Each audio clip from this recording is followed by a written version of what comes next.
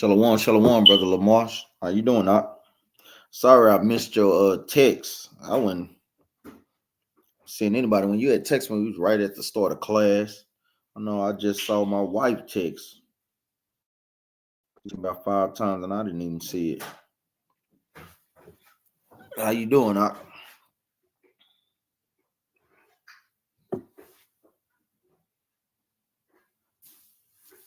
Shalom, shalom. House of Daniel, Sister Mary Houston. How y'all doing, family? Battle Axe family in Houston, Texas. How y'all doing?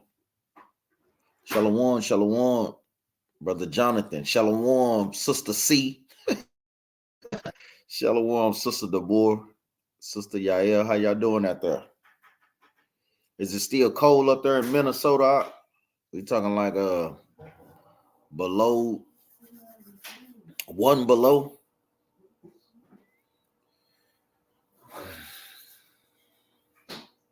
Yeah, hey, live it up a little bit tonight, cause hey, them all the juices you gonna get for a long time. A little bit of I always drinking up the juicy juices. Yeah, that's cold. Shalom, brother Jose. How you doing, Doc? Was you and brother Lamar able to get together, man? I want y'all to kind of get together and start to build with each other. Make sure y'all doing that for like new moons, coming together on high holy days. Eventually, so we always looking for brothers to start battle axes in these different areas, man. You know, him the Most High God is y'all gonna answer that call, man. That's why it is pivotal that brothers and sisters watch the classes to get built up. It's like our brother Jonathan in Minnesota. Yeah, please do, man. Make sure y'all try to get together, especially on the Sabbaths. As a way of congregating, as a way of iron sharpening iron. All praise, Doc.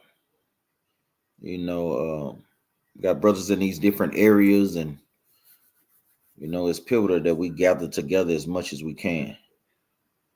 Like I say, if any brothers and sisters have any questions, feel free while we waiting on brothers and sisters to log in into the chat. Shalom, shalom, Sister Yaya. How you doing, sis? Make sure y'all like and share the videos. Help us push this truth, get it through the algorithm.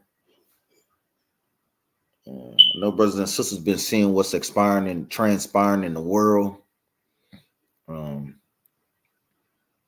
You got NATO doing all types of military training exercises, 90,000 troops. So things are heating up, brothers and sisters. They're definitely heating up, man. Definitely heating up. I know we have brothers and some sisters probably trying to watch the damn playoff game, man. Get off that damn game and watch the class. Yeah, shalom, brother Don Israel. How you doing, Doc? Oh yeah, you're gonna constantly get that from family out being tested. So all praise, sis. All praise, praying for y'all as well. No, I said it's warming up. That's a good sign, but that's still cold as hell, 20 degrees.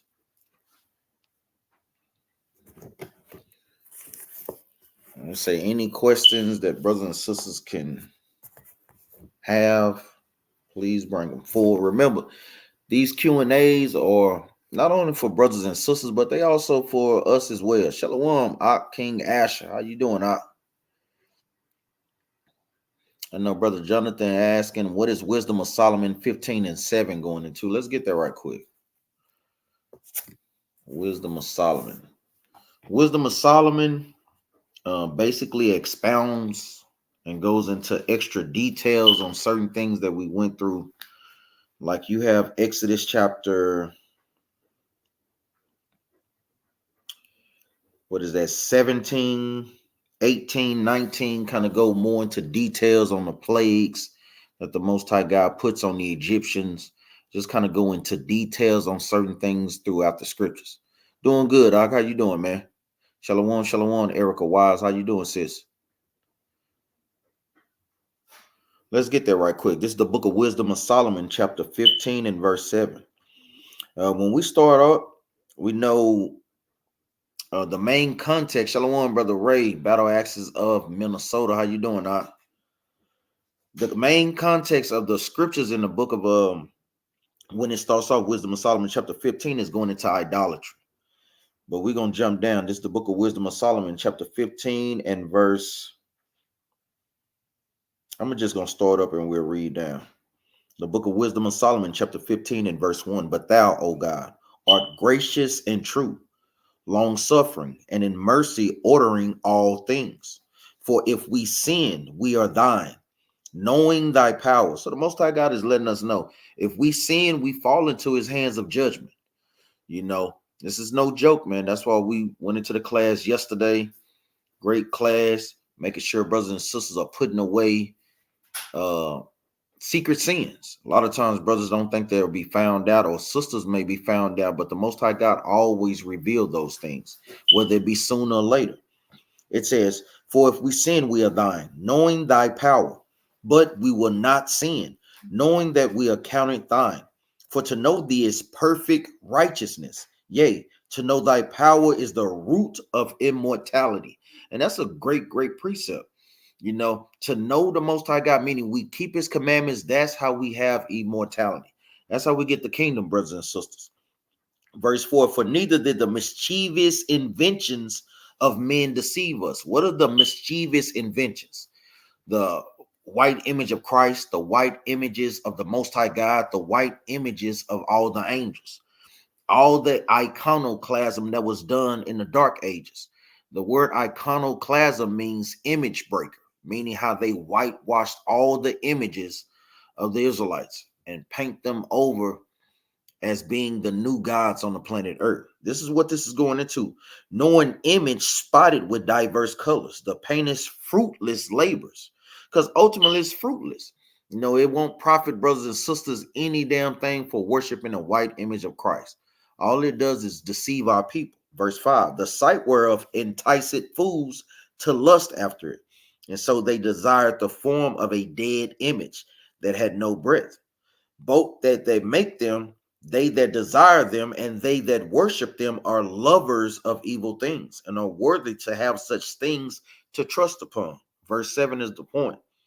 For the potter, meaning a potter is somebody that makes pottery or that creates things. It says, tempering soft earth, fashioned every vessel with much labor of our service. Meaning a potter creates what? Pottery, things that you can store supplies in, things that you can do what? Cook out of as well. It says, yea, of that same clay he maketh both the vessels that.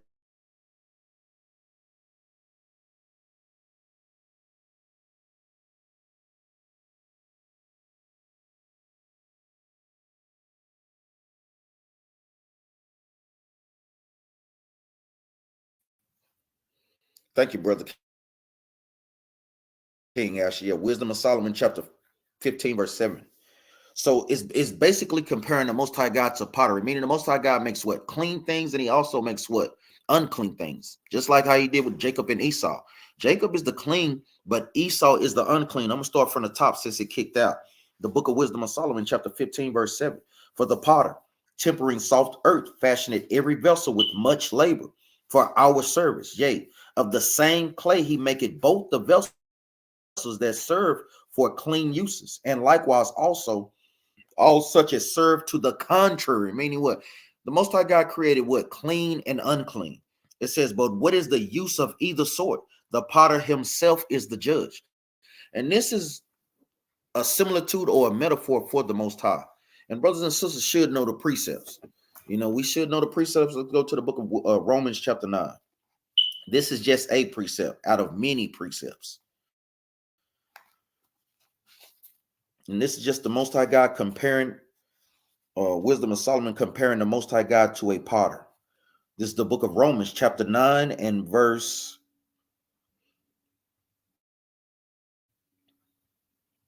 And we get straight to the point. This is the book of Wisdom of Solomon, chapter 9, verse 21.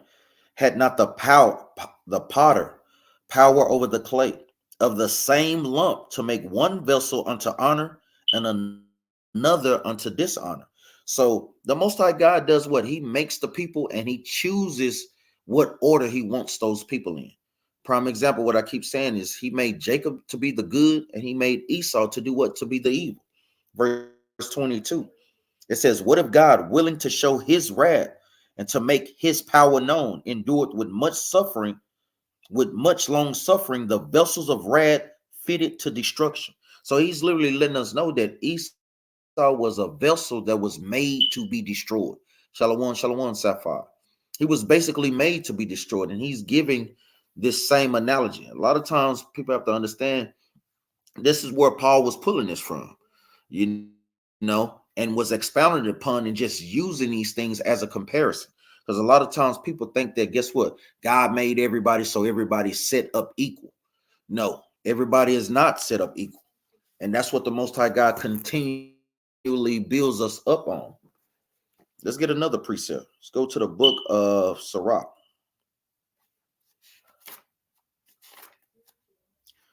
Let's go to the book of Sirach, chapter 33 and verse 10. We're going to get straight to the point. This is another precept that kind of further expounds on what Brother Jonathan was asking. What is it going into in verse 7? It's going into how the Most High God is compared to a potter to make clean and unclean vessels. Vessels is going into people or men. This is the book of Sirach, chapter 33 and verse 10. And all men are from the ground, and Adam was created of earth. In much knowledge of the Lord had divided them. So like in much knowledge of the Lord had divided them and made their ways diverse. Some of them had he blessed and altered and exalted, Salakia. And some of them had he sanctified and set near himself. But some of them had he cursed and brought low and turned out of their places. So we see how the Most High God created all races of men. Some men he set on high, like the Israelites, like Adam, like Shem, like Noah, like Isaac and Jacob, on down to the Israelites. And some of them had he made low and cursed them, meaning like Esau. One of the curses of Esau is that he has no melanin in his skin. Think about it, brothers and sisters. They're the only nation of people that don't have any melanin in their skin. All other nations of people goes back to have melanin in their skin until they started to mingle amongst Edomites. So this is what it means how the Most High God diversified them according to knowledge, meaning according to God's commandments. That's why we're the only nation that was giving God's laws. There's another precept, verse 13, as the clay is in the potter's hand, to fashion it at his pleasure. So man is in the hand of him that made him, to render to them as like it him best. So we see that these things are what? As similitudes and made the way that the Most High God see fit and set people and nations in their designated places. Shalom, Brother Fred. How you doing, Romans chapter 9, verse 21 and 22. So we have Wisdom of Solomon 15 and 7. Romans chapter 9, verse 21 and 22. Then we have Sirach chapter 33, verses 10 and 11. All those precepts go hand in hand to give us the understanding of Wisdom of Solomon 15 and 7. You understand that, Brother Jonathan? And I know a lot of times that's what Christians struggle with. They think everybody is made the same, but you won't get that in the Bible. Throughout the scriptures, you always see the Most High God separating the nations. Let's get another precept. This is the book of Deuteronomy, chapter 32 and verse 8. The book of Deuteronomy 32 and verse 8. And brothers and sisters should know it. And it reads, when the Most High divided to the nations their inheritance, when he separated the sons of Adam, he set the bounds of the people according to the number of the children of Israel.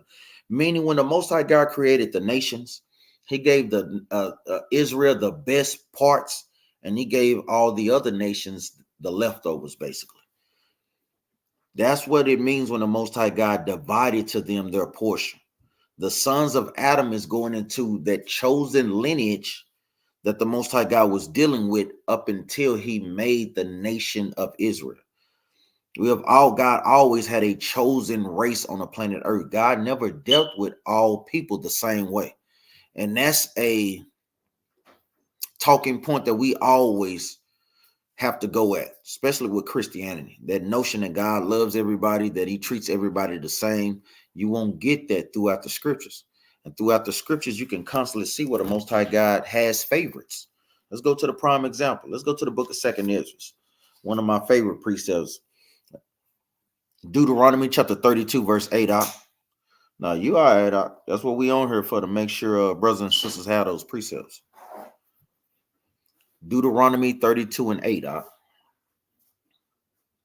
So when you read the book of 2nd Ezra chapter 5, this is going into the things that are the favorites of the Most High. Yes, God has favorite things, just like brothers and sisters have favorite things. You may have a favorite pair of shoes, favorite pair of pants,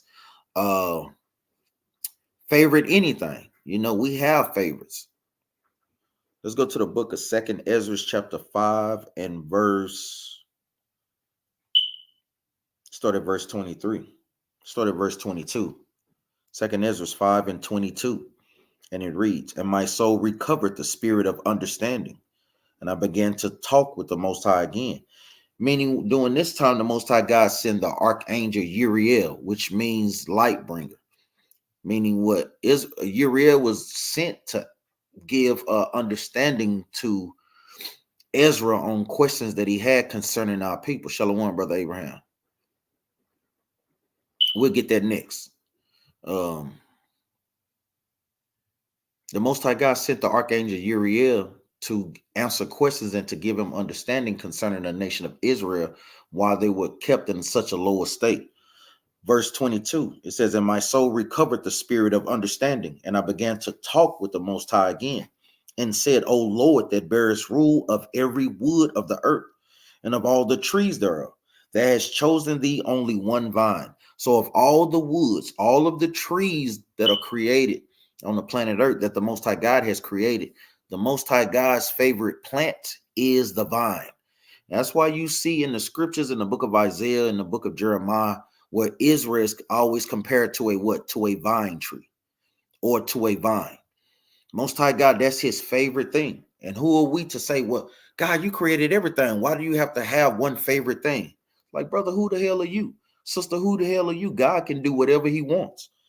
Verse 24, it said, and of all the lands of the whole world, that has chosen thee one pit. So when you see pit in the scriptures, lots of times it's referring to a landmass. That one pit that the Most High God has chosen is what? The land of Israel. Remember, you can mark these as the favorite things of the Most High. So we see where God's favorite plant is the vine. The book of 2nd Ezra chapter 5.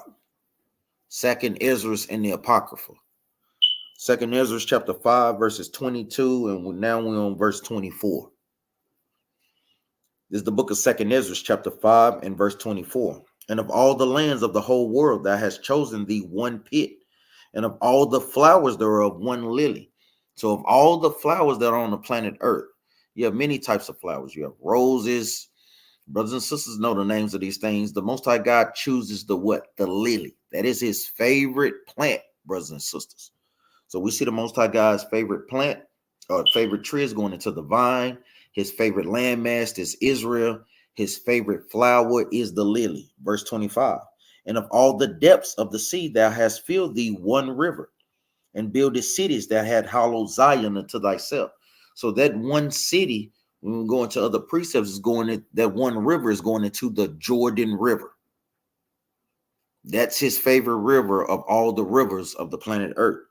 Verse 27, and among all the multitudes of people, there has gotten thee one people, and unto this people whom thou lovest, thou gavest this people, they gavest them a law that is approved of all. So we see, and we already know who that people is. That people is who? Zion, which is another name for Israel. So when you read these things, you can see how the Most High God has what? Has favorite things. To set things near to him or to set things far away from them. Brother Abraham was asking, Shalom, Mother Mariah. He was asking about the precepts for how the Bible is written in similitudes. Let's get there. Let's go to the book of Hosea.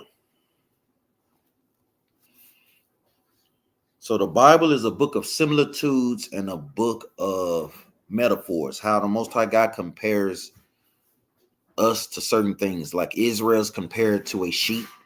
Israel is compared to a vine. Israel are compared to trees. Shalom, shalom, Sister Genesis. Yeah, we'll touch on that next. This is the book of Hosea. This is one precept that brothers can go to, brothers and sisters can go to, but we're going to go to a multitude of. This is the book of Hosea, chapter 12 and verse 10. I have also spoken by the prophets and have multiplied visions and used similitudes by the ministry of the prophet. So the Most High God is speaking through Hosea, letting us know that when the Most High God is giving us the understanding of the scriptures, he's always doing what? Comparing one thing to another. Like, for instance, America is compared to what? To Babylon, to Egypt, and to Sodom and Gomorrah. Why? Because they have those same attributes, those same characteristics, that same spirit that those ancient cities has. Prime example, Sodom and Gomorrah was known for what? Homosexuality. In America, is homosexuality and lesbianism is running rapid. Comparing it to Egypt, how they had us in bondage and in captivity. You know, it's the same thing. Shalom, shalom, Brother Damon. How you doing? Let's get some more precepts. Let's go to the book of Matthew, chapter 13 and verse 10. Even Christ reiterated these things. And if brothers and sisters know other precepts, hey, give me some precepts that we didn't pull.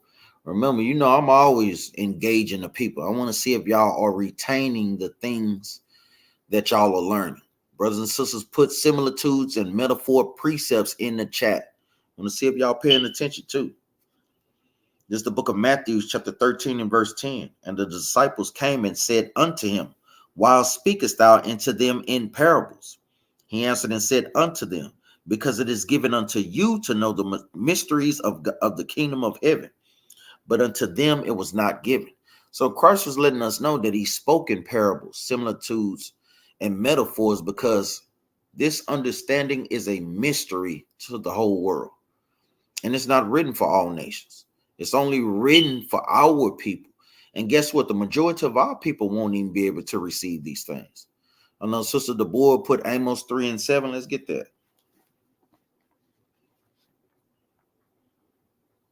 Sister Deborah, quick on the trigger. Who else got other precepts?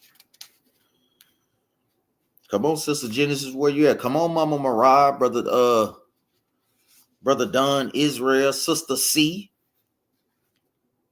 Where you at, sister?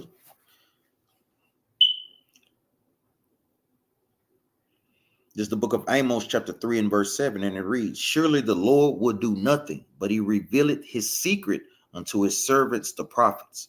So we see that is, like we say, a verse that brothers and sisters can use, how the Most High God speaks through us through the scriptures, from secrets, similitudes, and metaphors.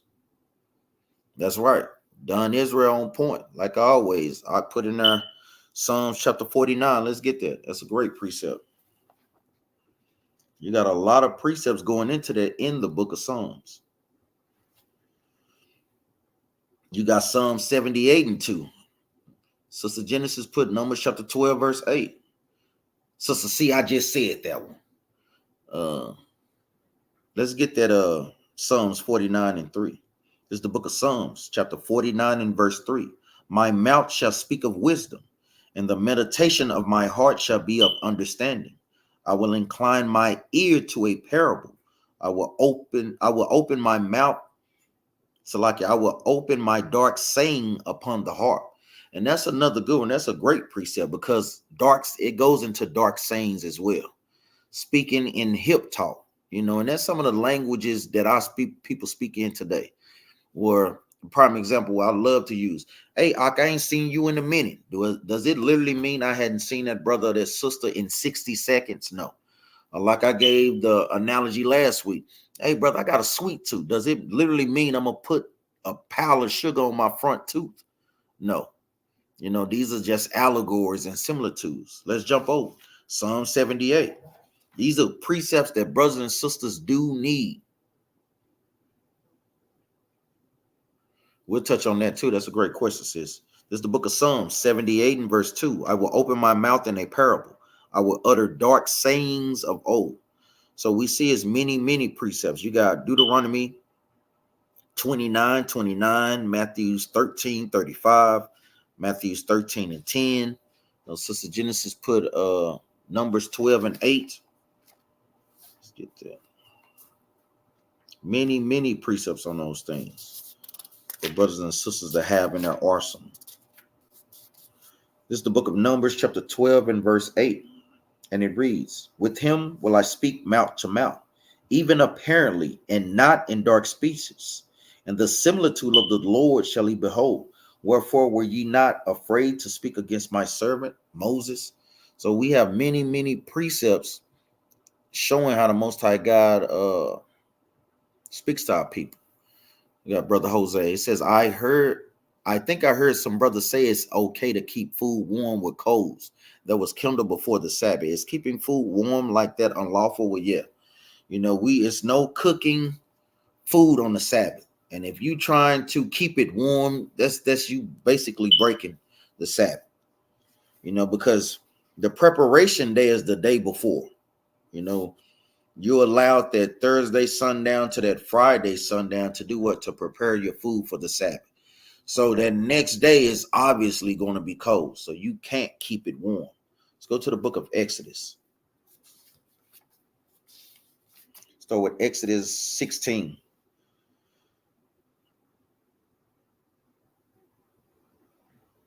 This is the book of Exodus, chapter 16 and verse.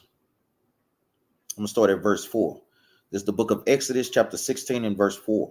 Then said the Lord unto Moses, behold, I will rain bread from heaven for you, and the people shall go out and gather a certain rate every day.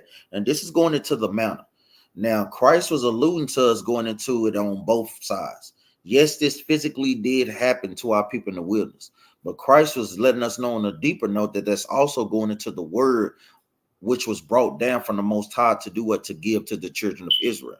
Remember, things are 2 and 2 double, meaning it's double understanding of the scriptures. Yes, it's literally going into manna, but it's also spiritually going into the understanding of the scriptures.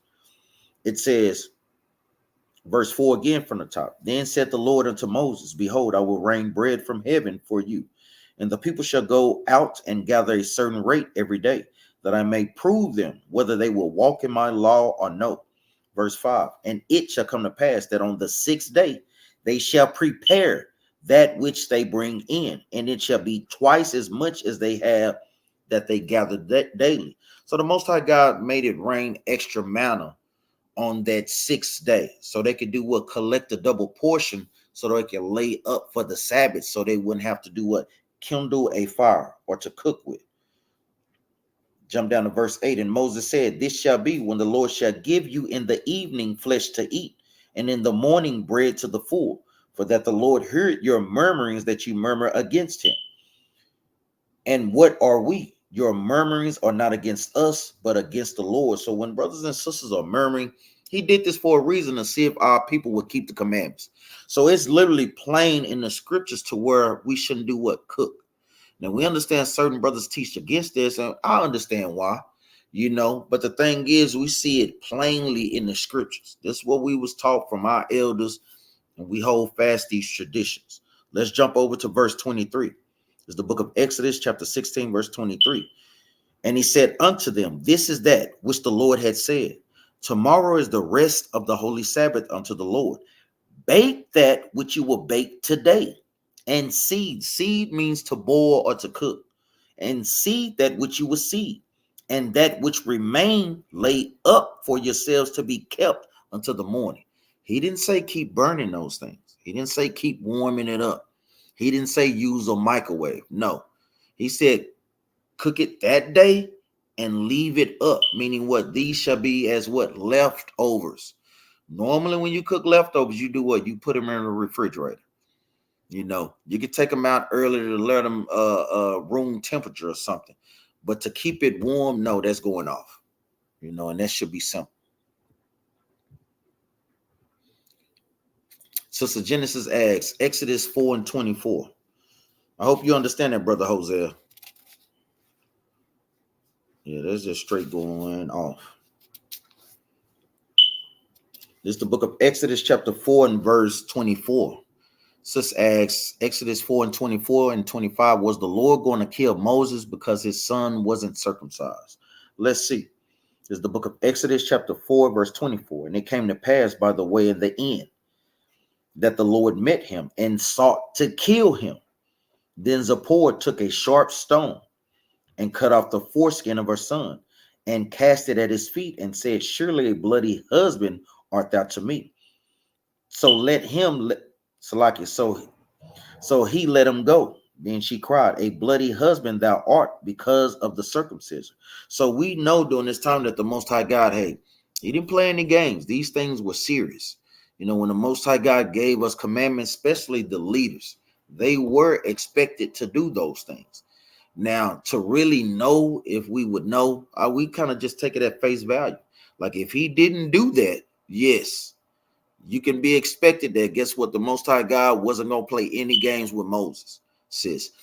Prime example on how, you know, he had Moses bring the children of Israel out of the wilderness. But what? When he went off and put himself and Aaron as if they brought that water, hey, the Most High God wasn't pleased with that.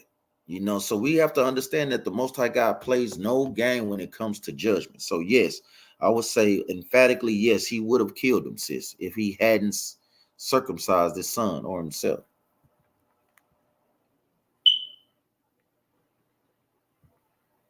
That's right, brothers and sisters, steady putting great precepts up in there. Shalom, Miss Ventura, how you doing, sis? Nah, you're all right, Doc. Like I said, just put in the chat if you don't, if you didn't get it. Said Ms. Ventura, please break down Galatians 3 and why people think they don't have to keep the laws. That's a great question, sis. Let's go to the book of Galatians. Well, we know in the book of Galatians that Paul's writings are hard to be understood. You know, before we go there, let's get the main precept that we always go to. Let's go to the book of 2 Peter, chapter 3 and verse 15. To give us the understanding. Peter gave us the understanding on Paul's letters. So this is why they think that, sis, because Paul's writings are hard to be understood. Give me some feedback, Sister Genesis and Brother Hosea, if y'all understood that. This is the book of 2 Peter chapter 3, verse 15.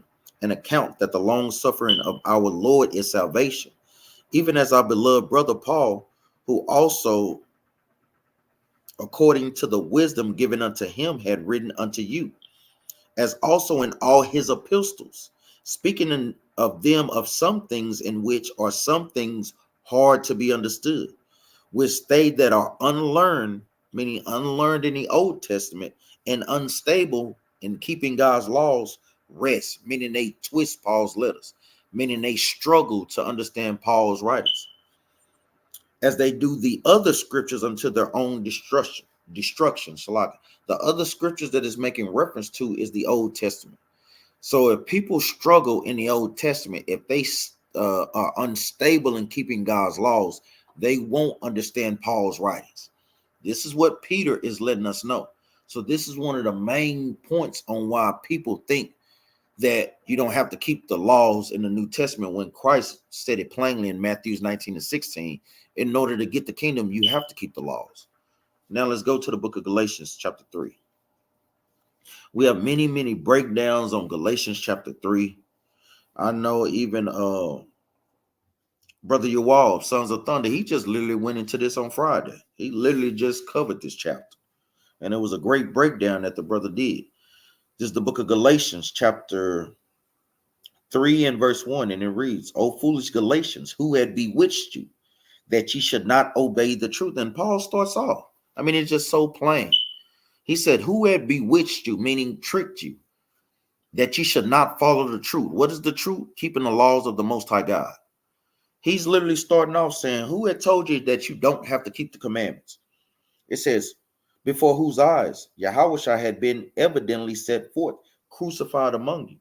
So they struggle with Galatians because first they are unlearned in the Old Testament, and then they don't keep the commandments of the Most High God. That's just a quick breakdown of that question, sis.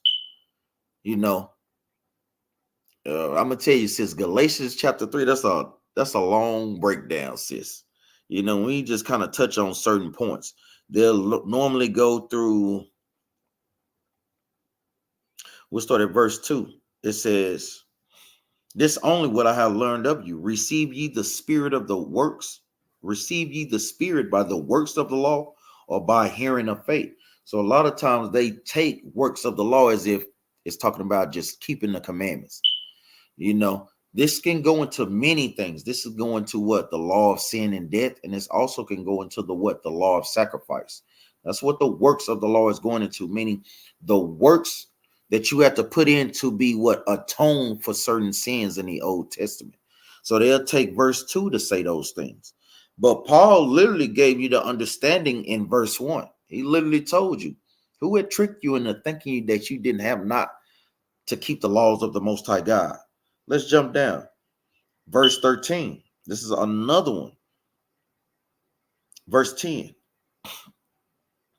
It says, "For as many as are the works of the law are under the curse. For it is written, cursed is everyone that continue not in all things which are written in the book of the law to do them." So they normally go here, hey, we're cursed if we try to keep the law. What Paul said in the book of Romans chapter 7, verse 1, that the law endureth forever. In the book of Romans chapter 2, verse 13, that we got to be doers of the word and not hearers only. There's many precepts where Paul is, guess what, saying things plainly that we must keep the commandments.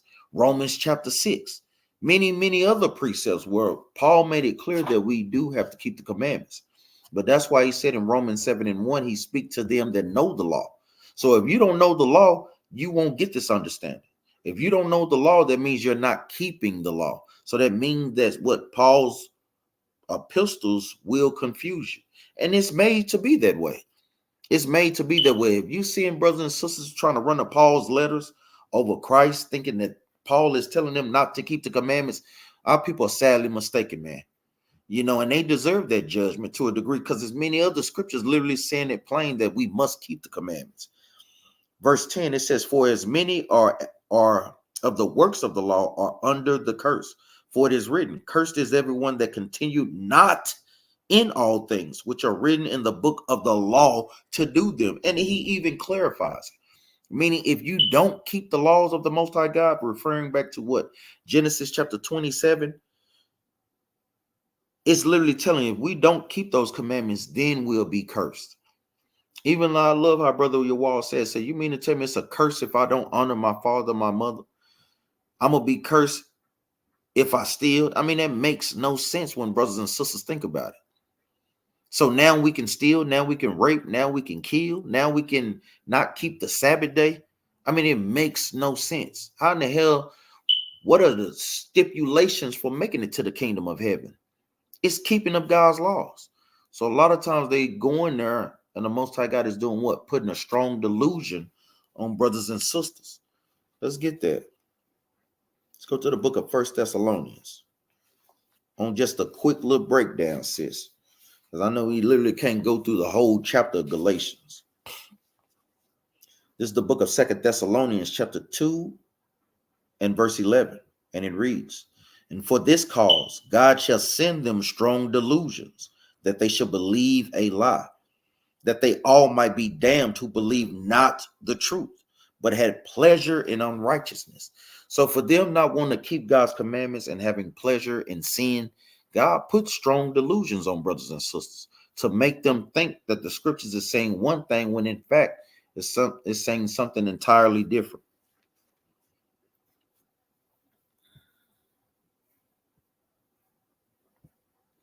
Shalom, shalom, Sister Talia. How you doing, sis? Shalom like no other 144.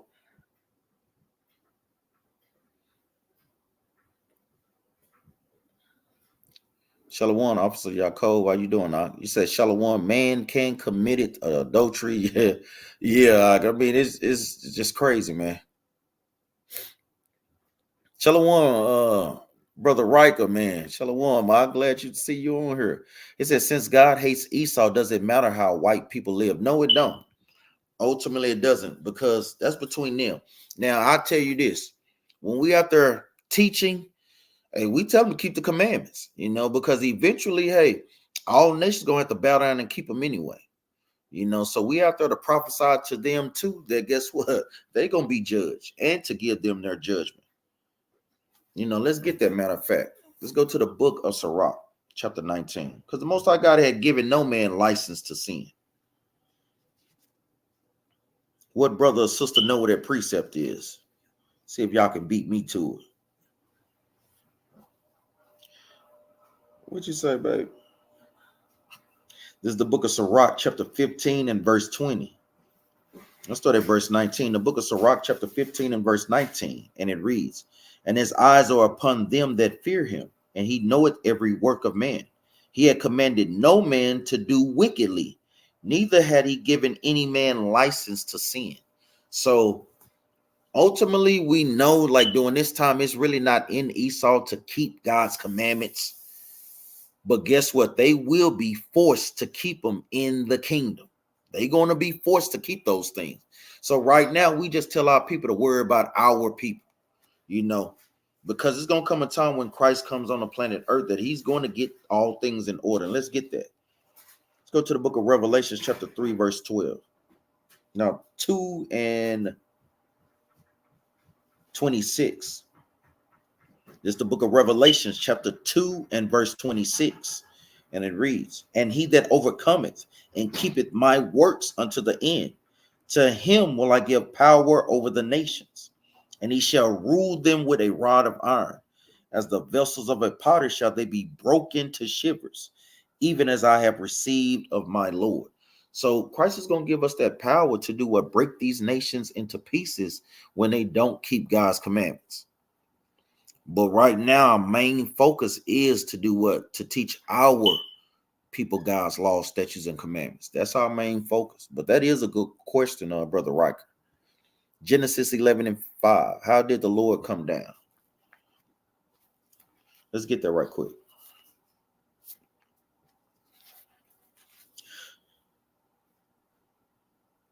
This is the book of Genesis, chapter 11 and verse 5, and it reads, and the Lord came down to see the city and the tower, which the children of men builded. Let's jump back up.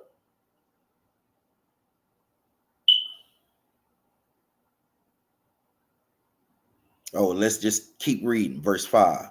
That's a good question, sis. Sister Genesis is asking, like, did the Lord literally come down, or how did he come down? This is the book of Genesis, chapter 11 and verse 5, and it reads, and the Lord came down to see the city and the tower, which the children of men builded. And the Lord said, behold, the people is one, and they all have one language. And this they began to do.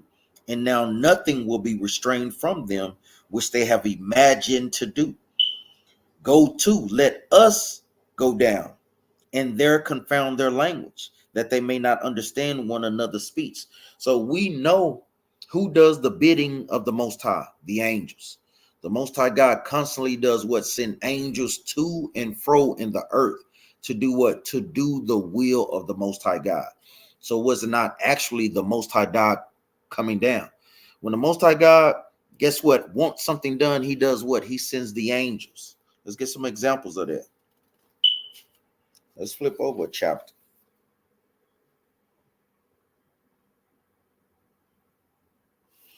Let's flip over a few chapters. Let's go to the book of Genesis, chapter 28 and verse 12. Let's give an example on how the Most High God does his will on the planet Earth. This is the book of Genesis, chapter 28 and verse 12. And it reads, and he dreamed, and behold, a ladder set up upon the earth. This is going into what? Jacob's ladder.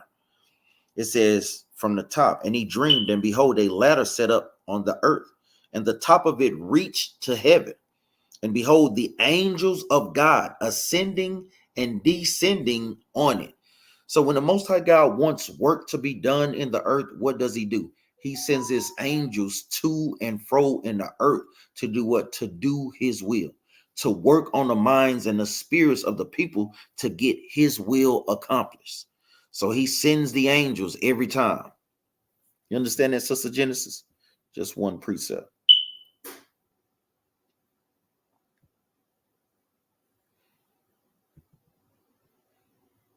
Yeah, that's right. Even like Captain Yara put in there, Deuteronomy 27, verse 15 through 27. Let's see. Because I want to make sure that yeah, that's right. Thanks. For the curse of the law. It's an Aaron one. Hey, one body ain't the real. One body is the realest according to the scriptures, but I don't know if you're referring to the camp one body. You have to kind of clarify on that, brother Aaron one. Shalom, Yahweh. Look at somebody. Yahweh Shah Savior. Shalom, shalom. You understand that, brother Rakah? You understand that, Sister Genesis? Remember, brother Lamar, you can always go back and watch the video. So when you go back and watch the video, you can kind of learn at your speed. That's why we literally have these things. So you want to make sure you just go back and take your time. If you can't really keep up in real time, you always have the videos. So you can just go back, pause it. Many of times I have always gone back and watched brothers' videos to watch it at my leisure, to take the time that I need to literally write the precepts down. Well, no, according to the Bible, I mean, you don't, Now we understand that we have to work with them. I mean, we keep it cordial, but the thing is, like if Becky is asking you to go out or go have drinks with them after work, hell no. I know my boss, he was trying to get me to come eat breakfast with him. I don't even want to be at work, let alone be around y'all. Hell no, damn it. No, my time is precious. No, I got other things to do. And I damn so don't want to be around my enemies. So no, sis. Let's go to the book of Romans. So we know that we have to work around them, but we keep it as that. You can be cordial with them, show hospitality, and just keep it that, because we want to be wise as a serpent, harmless as a dove in this captivity. When we go to the job, Esau, you the goddamn devil that the Bible speaks of. Next thing you know, get your ass out of here. Get your salaki. Damn, I just lost the bet. Me and my wife had about language. But you want to make sure you be smart, because you can lose your temper, forget where you at, and then guess what? You lose the way on how you provide for you and your family, if you do have one, but mainly yourself. This is the book of Romans, chapter 13 and verse 1. And it reads, "Let every soul be subject to the higher powers, for there is no power but of God. The powers that be are ordained of God." So we know that Esau ultimately is in rulership because of what? Our failure. We know he's ultimately in rulership because the Most High God has set him over us because we broke the commandments. So we're commanded to just be cordial with them. Keep these laws, keep the Most High God's laws over their laws, and guess what? Live cordial with them until the Most High God send Christ back. Remember, we have no military might. We have no economic might. We have none of these things, man. So it would be foolish for us to just go through the day trying to rebuke them constantly, especially at work. That's just not smart, brothers and sisters. And brothers and sisters have to check their spirit on that. Don't be trying to debate brothers and sisters at these jobs. The spirit will let you know a lot of times if brothers or sisters do kind of want to inquire about the truth. You can let them know about the truth, give them the captain's numbers, give them leaders' numbers so they can reach out to us. But do not, I repeat, do not be trying to debate Esau and these other nations at our jobs, even of our people. Our people, hey, they don't like some people don't like our own people, so sometimes we can be our own worst enemies, so they'll easily report you. Verse 2, it says, "For there is no power but of God. The powers that be are ordained of God. Whosoever therefore resisted the power, resisted the ordinance of God. And they that resist shall receive of themselves damnations. For rulers are not a terror to good works," meaning we know it's wicked nations set up over us, but if you keeping God's commandments, the Bible is letting us know, for rulers are not a terror to good work, but to the evil. Without then not be afraid of the power, Do that which is good, and thou shalt have praise of the same. So the Most High God is just telling us, keep his commandments, and guess what? Things will work out right. That's right. It's a great precept. Whosoever committed sin, transgression of the law.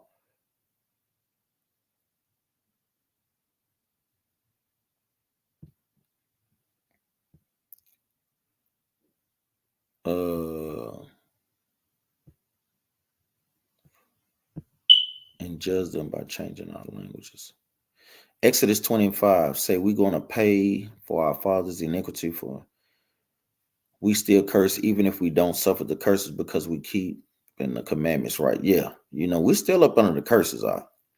We're still up under the curses because the thing is, you don't know what sins you created third or fourth generations or thousands of years ago. Some brothers and sisters may still be paying for certain things that they did in the past. The Most High God can bring that judgment back through you or upon your wife or upon your children. Most High God can open up his armory and exact any punishment that he deems fit. Sister Hannah Shalom, it says, Shalom, Captain. Does my unborn baby have a soul, a spirit in the womb? That's right. No, those things are already created. Let's go to the book of Jeremiah. That's a great question, sis. Sister Hannah says, does our unborn child already have a spirit in the womb? So let's see what the prophet Jeremiah said. Brothers and sisters know these precepts too. This is the book of Jeremiah, chapter 1 and verse 4. It's a great precept. The book of Jeremiah, chapter 1, verse 4. Then the word of the Lord came unto me, saying, Before I formed thee in the belly, I knew thee. And before thou camest forth out of the womb, I sanctified thee, and I ordained thee a prophet to the nations. So the Most High God said he known us even before the womb, sis. So yes, the Most High God has these spirits already known, before the womb, sis. And it goes into even heavier. You see, brothers and sisters can receive this though. It goes deeper into it. See if I can find it.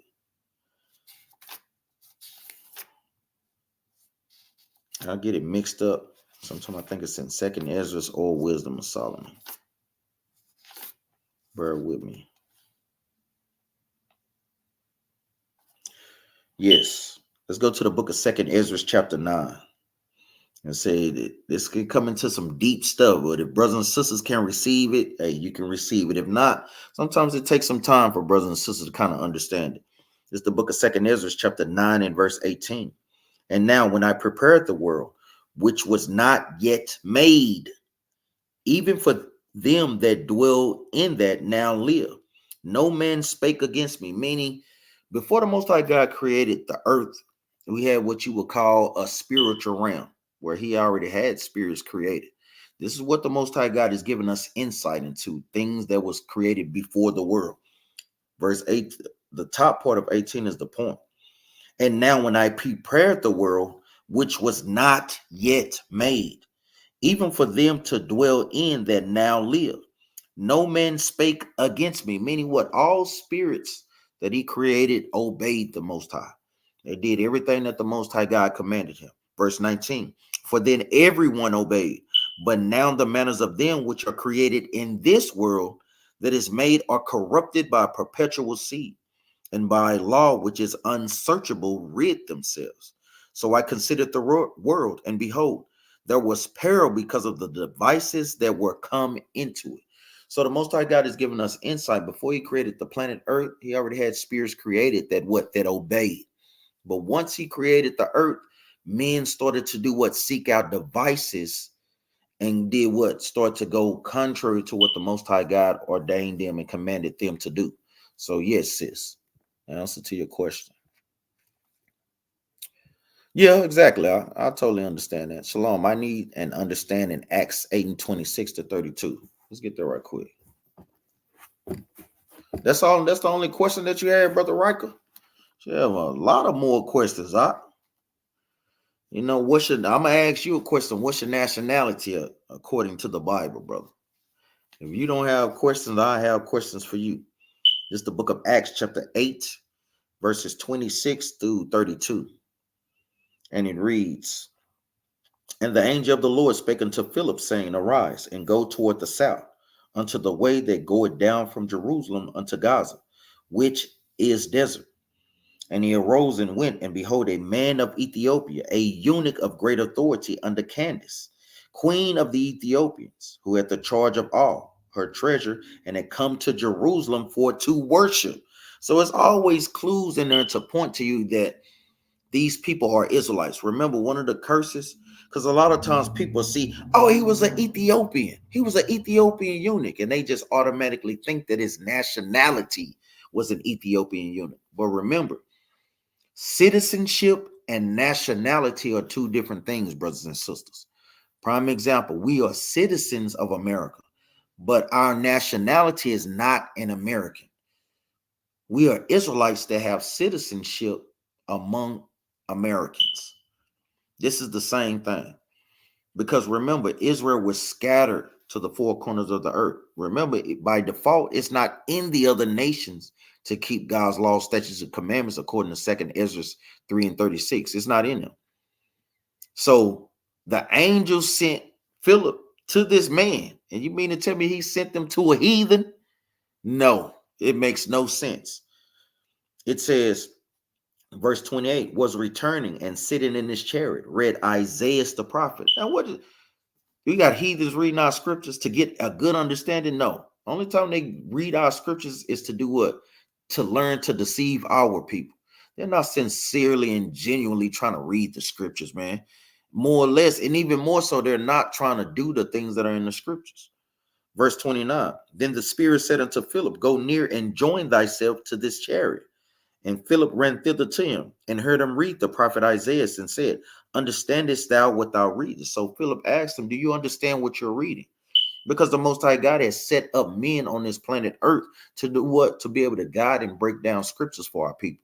That's what a husband's job is for a wife. That is what leaders' job is over congregations. So when brothers and sisters are reading, they may not understand the things that they're reading. Prime example, even with the Q&A, that's why we literally have these things set up so that people can get a better understanding. This is the same thing Philip was doing. He said, verse 31, and he said, how can I except some man should guide me? And that kills that notion to where I teach my damn self. I don't need leaders over me to teach and guide me, or sisters. God speaks to me. He speaks directly to me, brother. So I get the information. Well, sister, why you ain't got no damn dress on? Why you not dressed modest? Why you don't have any fringes on? Why you steady eating pork? Why you doing such and such that goes contrary to God's laws? Men are set up to teach and to guide the people. It's been the same way throughout the existence of the Bible. Even during the time of Adam, that's what Adam's job was to do what? Guide and teach the people. We have that same job even today. So this is all that this is going into, Brother Damien. How this man, an Ethiopian eunuch, which is an Israelite, that was in captivity under Candace, the Ethiopian. Our people have to understand and learn about historical things that transpired throughout the scriptures. It says, and he said, how can I except some man should guide me? And he desired Philip that he would come up and sit with him. The place of the scripture which he read was this: he was led as a sheep to the slaughter, and like a lamb dumb before his shearer. So he opened not his mouth. So he read to him what? Let's see that.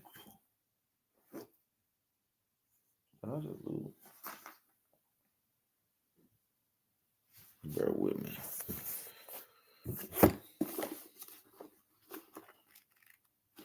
Bear with me, brothers and sisters.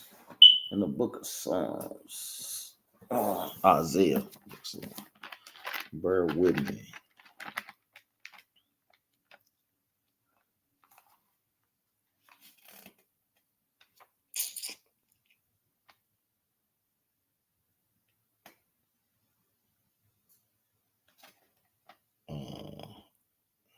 Isaiah 53 verses 7 and 8.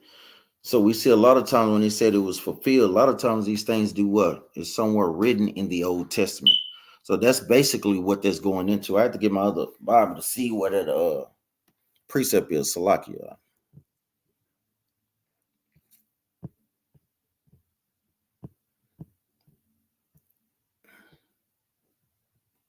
12 and 18, real time is great. Here it is. Romans 12 and 18, if it be possible, as live peaceably with all men. That's right out. Savior.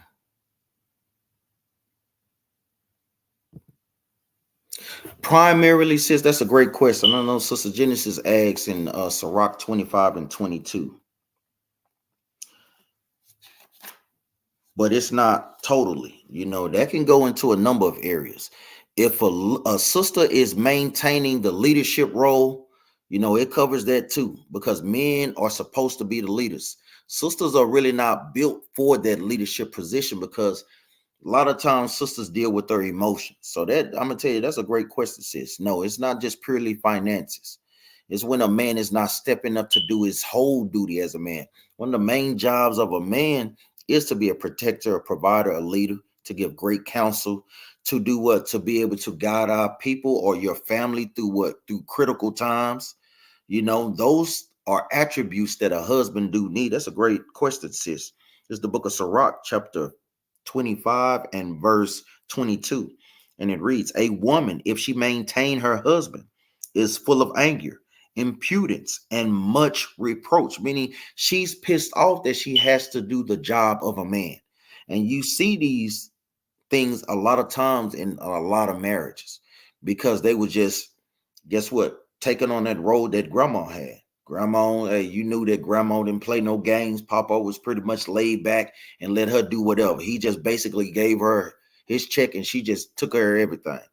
You have the woman during that time was basically as the pillar. It's not to say that we didn't have some strong grandpas. I know my grandfather was strong, but then my grandma was strong as hell too. So we can see those dynamics, but no, it's just not pertaining to finances, sis. That's a great question. No, it's talking about overall. Brother have to provide leadership skills, counsel. You have to be calm in certain situations. You have to teach those things. So that's a great question, Sister Genesis. A great question. Brother Jose, Brother Lamar, develop a technique and you'll be able to keep up. Cap. Yeah, and over the time, I'm gonna tell you, man, you'll get faster and faster. Remember, you can learn on multiple ways. Even on how I came into the truth, one of the ways I did getting familiar with your Bible. One time, the things that I find out most that brothers and sisters are kind of slow about, and some brothers and sisters are just slow. It's no knock to that because we all learn in different ways. But as you watch the videos, you try to learn to keep up with the precepts. You have to get more and more familiar with your Bible because the easy you can flip to the precept, the faster to get. So when we're teaching, what we advise brothers and sisters when taking notes is do what? Write the precept that we call out first, then go to the scriptures. Because if you're trying to go to the scriptures and you're not fast at it, you miss the precept. So one way to do that, write the precept down first, then go to the scriptures.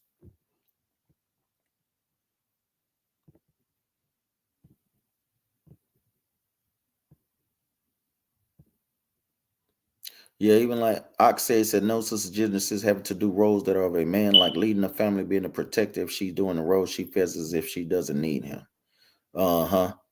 Because like we said, it's our job to show those characteristics, to have those characteristics. So when we're not doing what we're supposed to do, that puts a woman in that situation to be angry. We know our sisters are what? The weaker vessel. We know sisters can be emotional. So yes, it's our job to take on those leadership type roles. And if we're not, it's always problems. The camp talk nothing about the truth. You Israelites so wrong.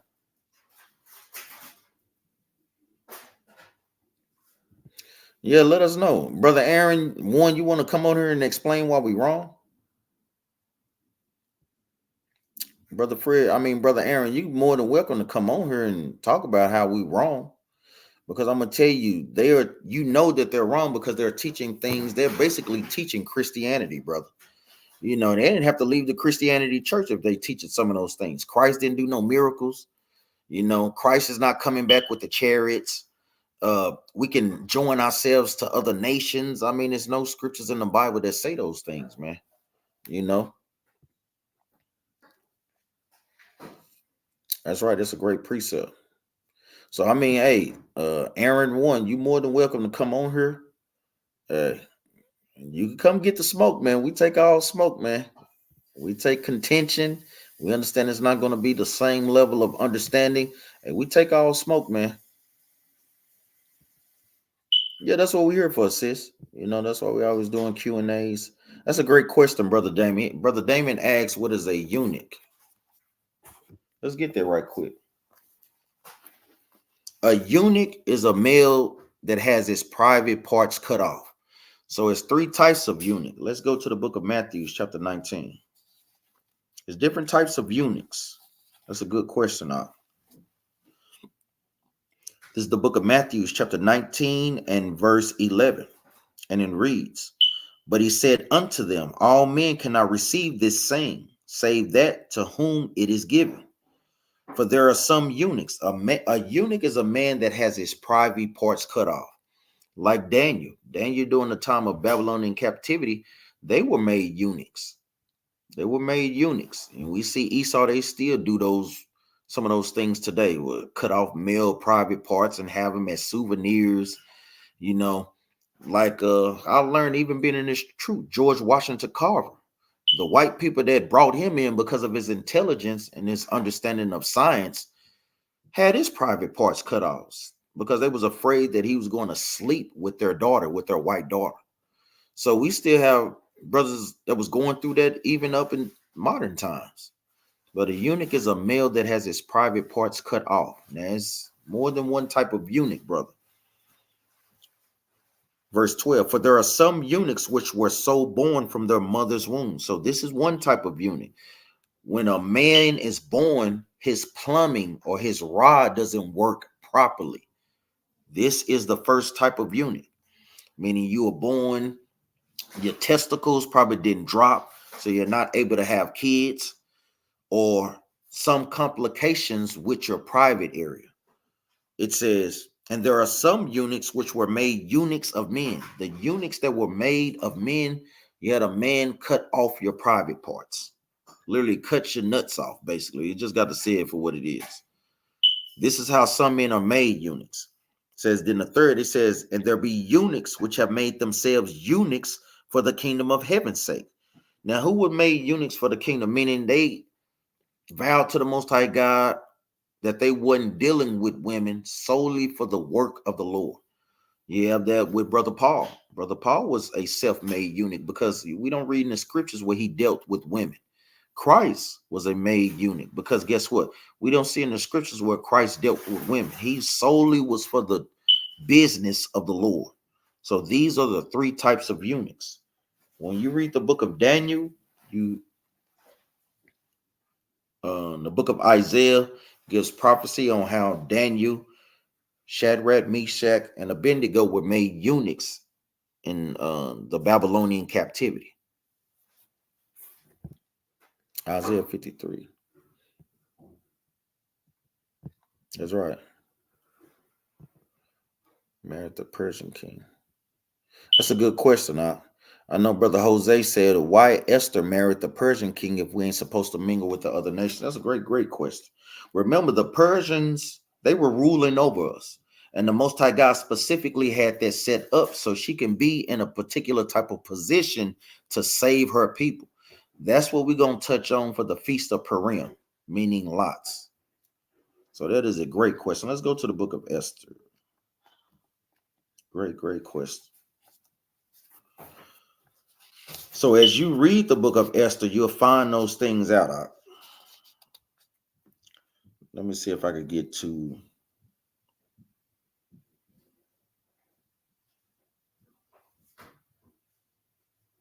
I'm just going to get straight to the point. So she was just set up to do what? Be as a vessel to save the Israelites, our people, from the destruction of the hands of Haman, the Agagite.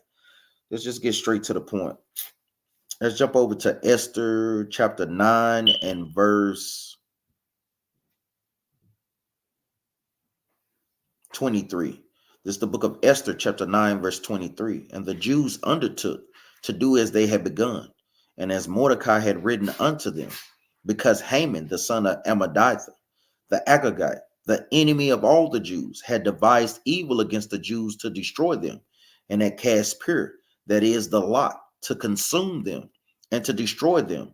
But when Esther came before the king, he commanded by letters that his wicked device, which he devised against the Jews, should return upon his own head, and that he and his son should be hanged on the gallows.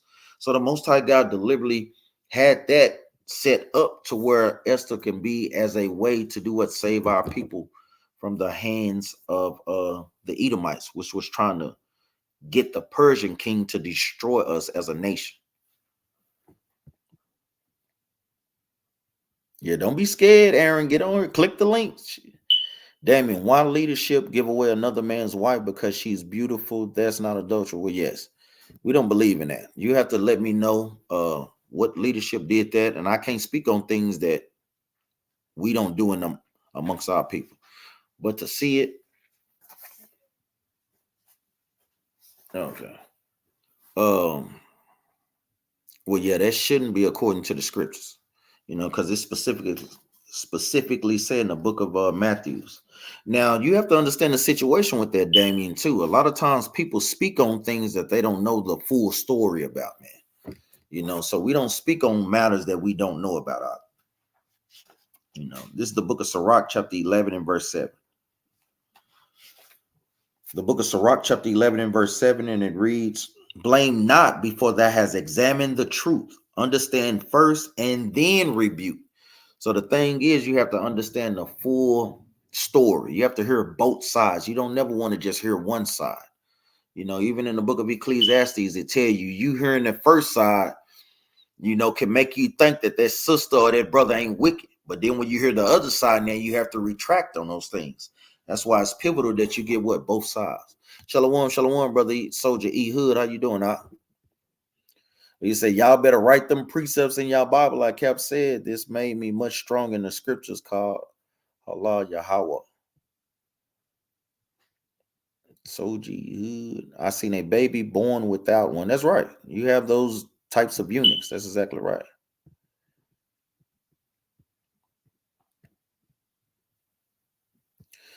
Yeah, you have to understand first. You have to give us more understanding on that.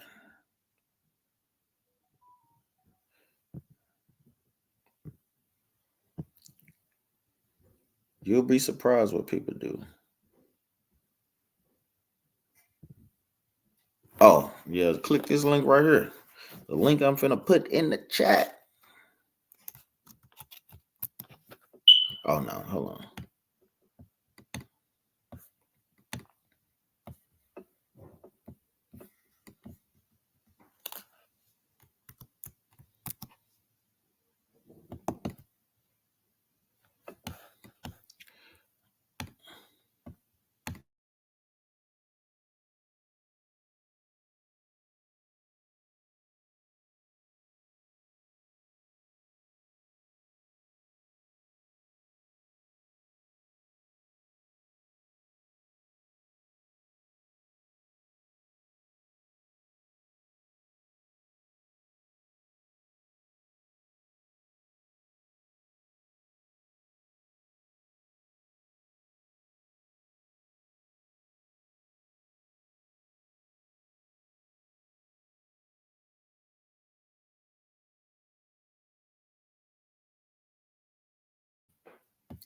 Like I said, if you want the smoke or anything, you feel free to click the link and see what we don't teach, or if you feel like one body, because we can tell you we wholeheartedly disagree with what those brothers are teaching now. They're teaching a new doctrine, and Christ warned us about those things, even what I just read. Continuing those things that we have learned.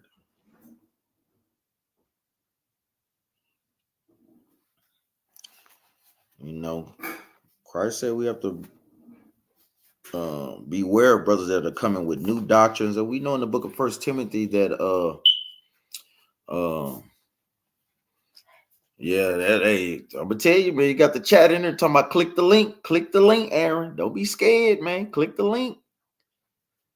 I think he referring to One Body. It was a camp that we used to be a part of. So me, Captain Jerubal, Captain Maccabees used to be a part of One Body, but we had some differences, so we split off from the camp, and started Battle Axis. You have Brother Yepta over there. You know, brother was a good leader, but we started to see signs to where brother was starting to go off. And as we established battle axes, it started to get worse and worse. You know, so he was teaching things like Christ didn't actually do miracles.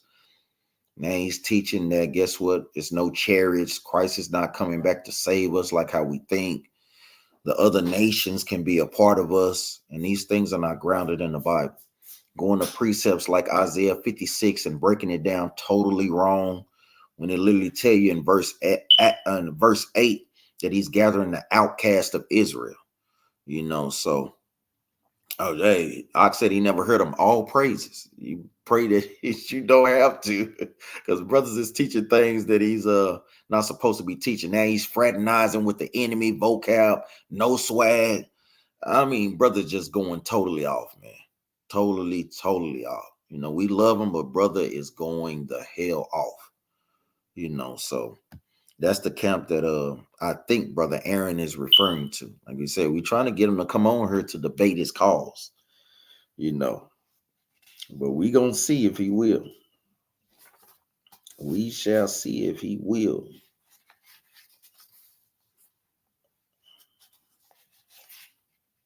What is this? We shall see.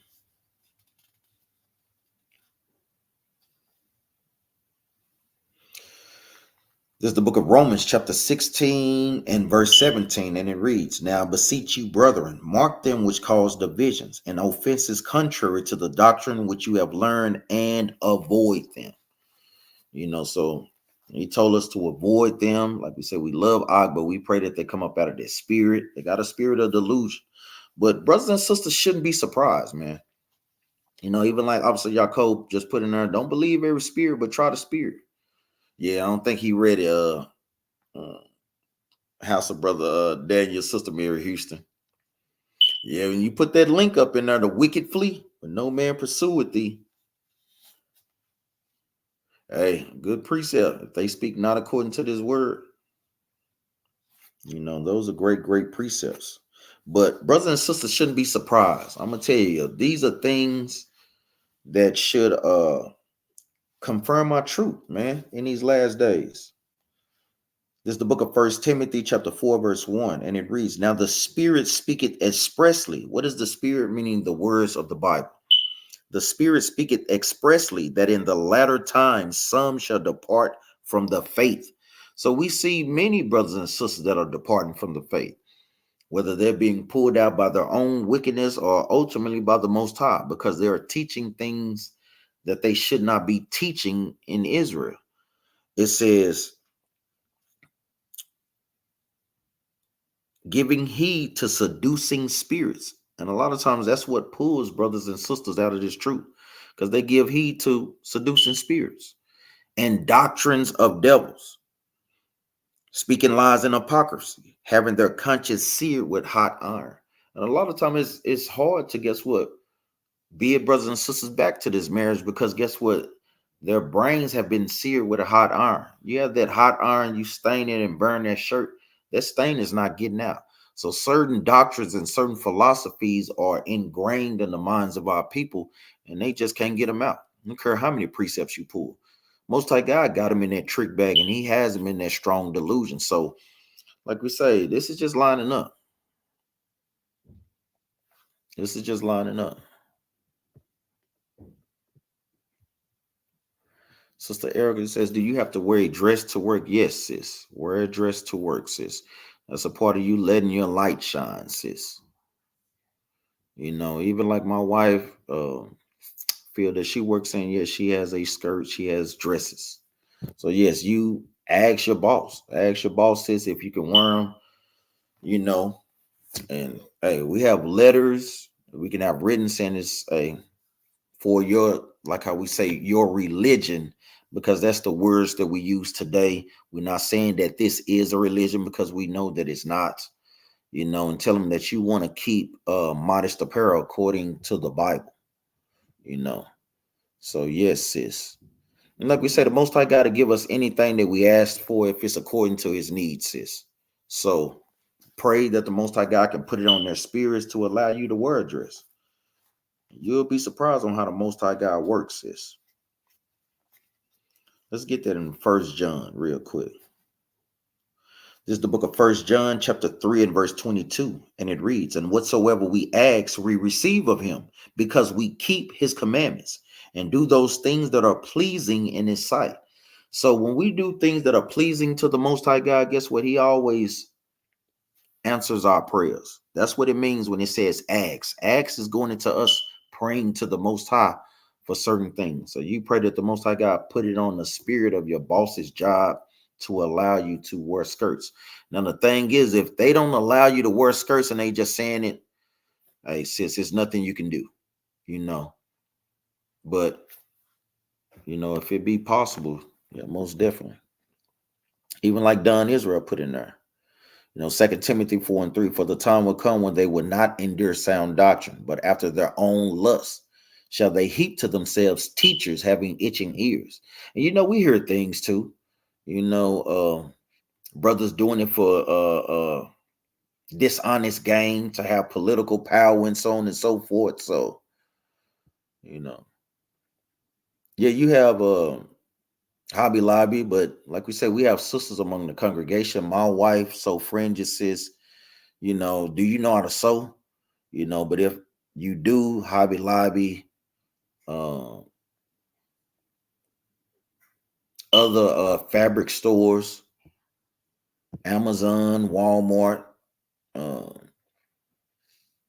even like Sister Mary Hughes, she says she wears her dresses to work. She told her supervisor is her religious beliefs. So do you do like warehouse? I mean, can you wear a dress, sis? You know, can you wear a dress?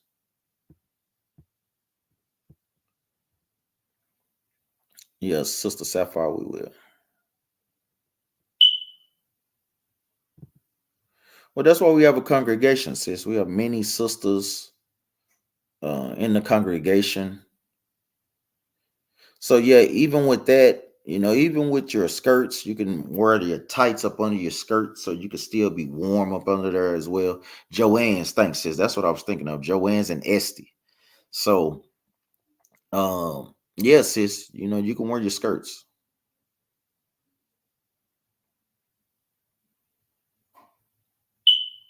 Yeah, so we have Sister Vicky. She said, yeah, I have to wear pants at my job, but I still wear a skirt. But when my field captains come for inspection, I tuck it yet under my shirt as fringes as well. We work it out. That's right. And another great precept, Brother Don Israel put in there. If we lack wisdom, let him ask of God that he give it to all men liberally, and upbraid it not, and it shall be given him. Yeah, so sisters are, you saying that you need sisters, but hey, sisters is putting it in the chat for you right now, sis. So where are you located, Sister Erica? Because you're more than welcome to come to the congregation to fellowship amongst brothers and sisters. Get to know the sisters, you know. Sister Sapphire is asking about Ephesians 4 and 26. Let's get there right quick.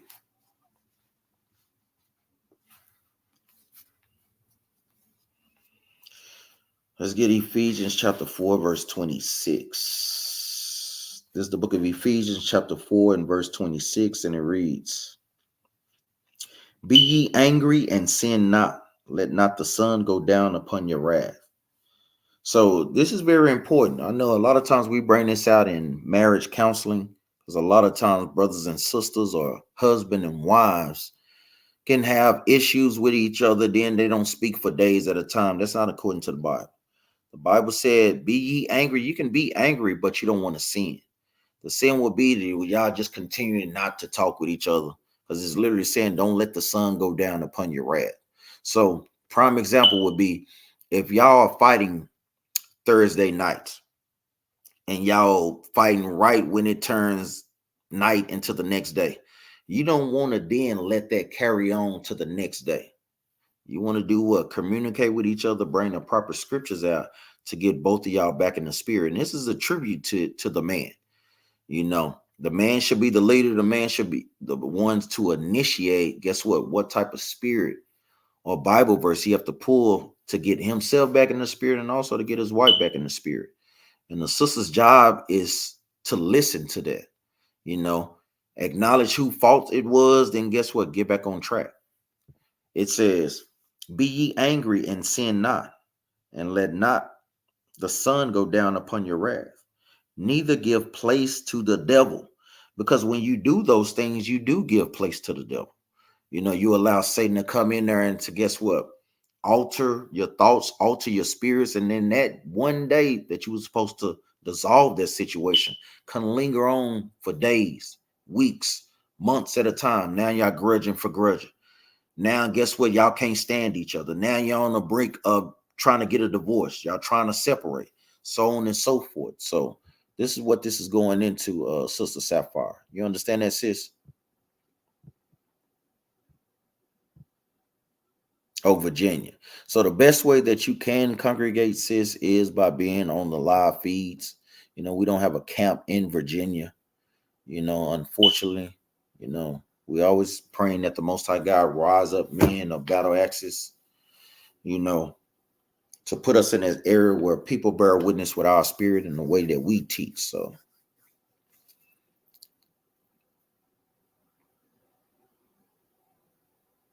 yeah, exactly. Brother Lamar said, I wish I could find a sister like that. Modern women are too much for me. Yeah. But we tell brothers, for new brothers that are in the truth, you want to make sure that you are built up. I guarantee you, once brothers get to the level that they need, most High God will try you. The main thing that brothers need to be worried about is getting built up, because you'll still be able to need to teach that sister. But I totally understand that. Abraham said, for the wrath of man worketh not the righteousness of God. That's a great precept. James 1:20. Damien. Shalom. I need a understanding of 2 Chronicles 24, 1-13. Let's get there right quick. Let's go to the book of 2 Chronicles 24.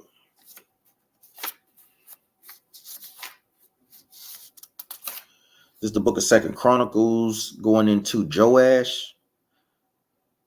2 Chronicles 24, verses 1-13. Let's see my other book. Remember, y'all want to label these things too, going into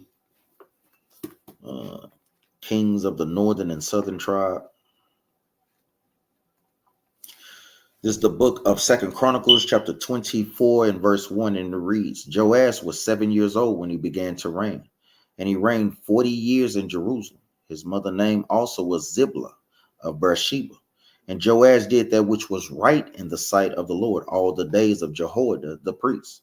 And Jehoiada took for him 2 wives, and he begat sons and daughters.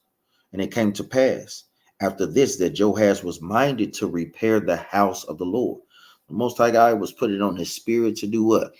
To put Israel back together. But we know that these things were not going to go forth, because ultimately that is the job of the Messiah. It says, verse 5, and he gathered together priests and the Levites and said to them, go out unto the cities of Judah and gather all of Israel money to repair the house of your God from year to year, and see that ye hasten the matter. Howbeit the Levites hasted not. So ultimately they didn't want to come and partake in the rebuilding of the temple. It says, and the king called for Jehoiada the chief and said unto him, why hast thou not required of the Levites to bring in out of Judah and out of Jerusalem the collection, according to the commandment of Moses, the servant of the Lord, and of the congregation of Israel for the tabernacle of witness? So he was basically trying to get, guess what? The Levites to get the southern tribe back on board. A lot of times when brothers read 1st and 2nd Chronicles, it kind of goes into more of the northern king. 1st and 2nd Kings kind of go more into the southern kingdom. Not that it doesn't touch on both of them, verses. So we kind of touched on this last week with Attila. This Joash wicked's mother. Verse 7. For the sons of Attila, that wicked woman had broken up the house of God, and also all the dedicated things of the house of the Lord did they bestow upon Baalim. So in the previous chapter, we see where Attila was trying to do what? Retain her power in the kingdom. But Then you had Salaki. Let me correct myself on that. Joash was risen up to do what? Try to put things back in order on things that were destroyed before the previous king's reign. It says, and they made a proclamation through Judah and Jerusalem to bring in to the Lord the collection that Moses, the servant of God, had laid upon Israel in the wilderness. And all the princes and all the people rejoiced and brought in and cast it into the chest until they had made an end. Meaning what? To collect funds to be able to what? To start the rebuilding process. Verse 12, verse 11. Now it came to pass that at what time the chest was brought unto the king's office by the hand of the Levites, and when they saw that there was much money, the king's scribe and the high priest officer came and emptied the chest and took it and carried it to its place again. Thus they did day by day and gathered money in abundance. So remember, they're taking up collective money to do what? To be able to rebuild the things that was destroyed from the previous reign. And this is all that history is going into. Remember, this wicked Attilia's reign was wicked, and she destroyed much. So they basically was trying to King Joash was trying to put these things back in order. So he was just asking help from the nation, similar to what we do today. When you have brothers or sisters that come short on certain things, we ask for a collection to help build that brother or that sister up, similar to what we need today.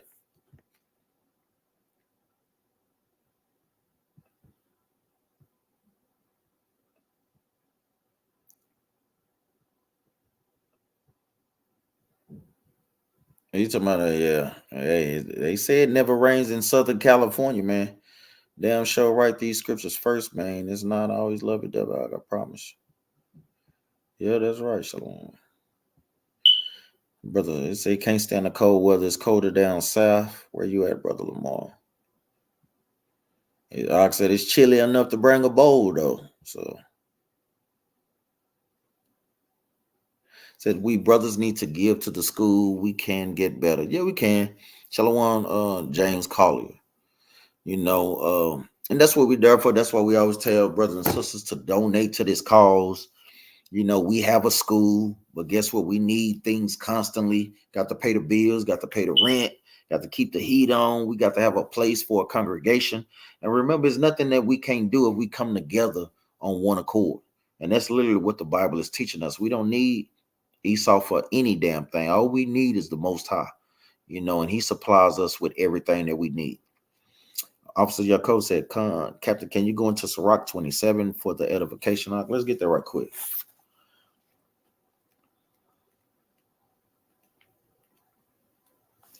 This is the book of Sirach, chapter 27 and verse 12.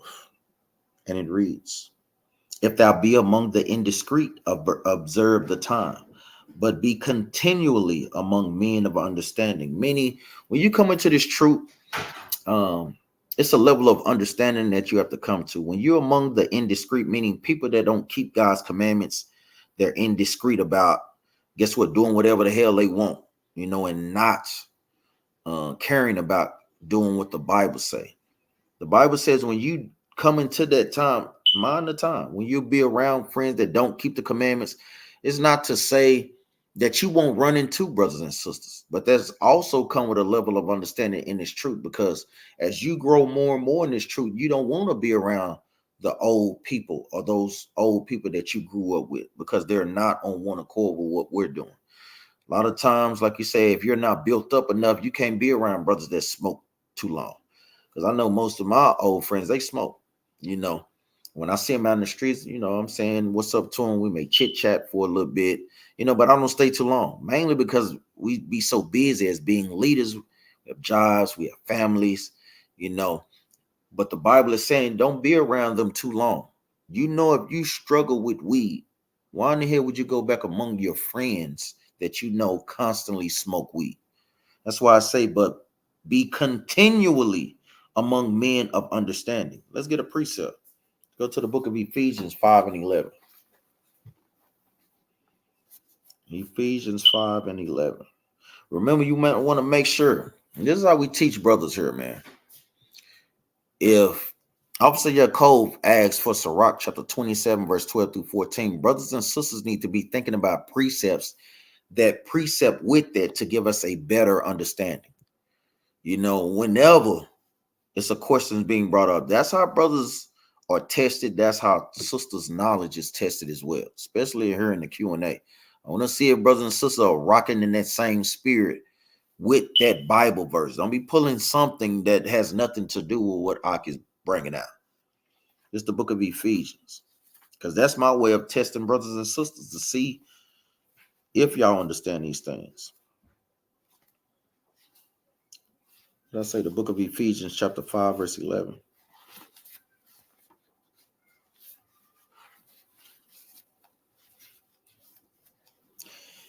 This is the book of Ephesians chapter 5 and verse 11, and it reads, and have no fellowship with the unfruitful works of darkness, but rather reprove them. So if you do be among your friends, guess what? Be correcting them on the Bible.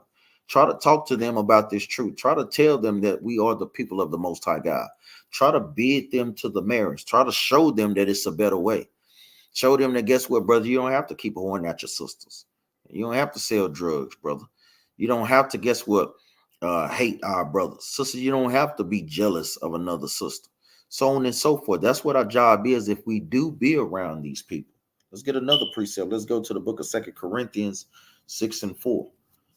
That's what the Bible is saying. Mind the time. Always be checking your clock, meaning you can't be around those people too damn long. This is the book of 2 Corinthians chapter 6 and verse 14. Be ye not unequally yoked together with unbelievers. For what fellowship had unrighteousness? For what fellowship had righteousness with unrighteousness? And what communion had light with darkness? So even the Most High God is letting us know, as you grow in this truth, you really don't want to be around those particular type of people if they're not trying to do better. Now we know it takes some time, but you do kind of want to see patterns of good behavior. Let's go back. This is the book of Sirach, chapter 27 and verse 12. If thou be among the indiscreet, observe the time, but be continually among men of understanding. The discourse of fools is irksome, meaning when they start to talk about worldly things, talking about Sexy Red, talking about these so-called rappers, that stuff should be irksome to brothers and sisters that are in this truth. You shouldn't even want to be around them long, especially if you have been in this truth for a number of years. I can understand for new brothers and sisters, and even for you, that should further want you to move away, because that could draw you back in. Worldly conversations like that could always draw you back in. Well, brother, who you done hit today? Brother, let's go half on the side. Let's fire this. Let's go do that. Straight wickedness. And you shouldn't want to be around those people. And the conversation that they have should be irksome. The fool is going into people that don't keep God's commandments. Verse 13 from the top. The discourse of fools is irksome, and their sport is in the wantingness of sin, meaning their desire. The sport is going into the things that, guess what, you desire. What is your desire up there? And those things is, guess what, just straight sin. The Bible is telling us plain.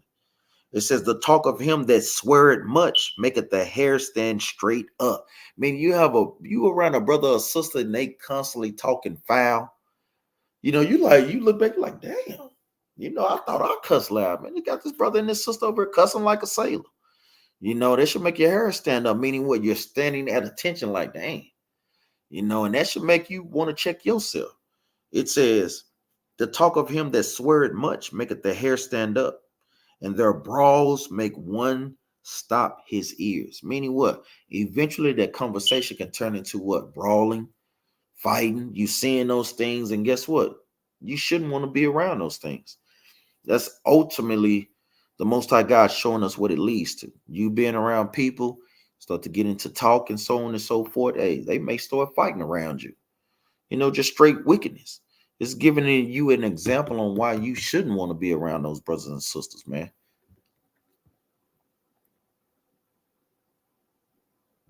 Oh, I can Northern California. Streets paved with gold. Is that liberal? So how? That's a good question, Keith saying. So I'll put it to you this way. That's a great, great question. It's going into the king. Let's go to the book remember, Revelations is really metaphorically. It really is. I'll put it to you that way. Give me the specific scripture. I think I know what you're talking about. The book of Revelations, chapter 20. Is that it? No, I'm thinking of Revelations, chapter 22. Revelations 21. So many scriptures in Revelations, most I would say are metaphorically. Most are similitudes, but it's not to say that we're not going to have precious things in our temple or in the main area of Jerusalem. You know, that thing is going to be glorified and that thing is going to be beautified, man. Let's prove that. Let's go to the book of Isaiah, chapter 60.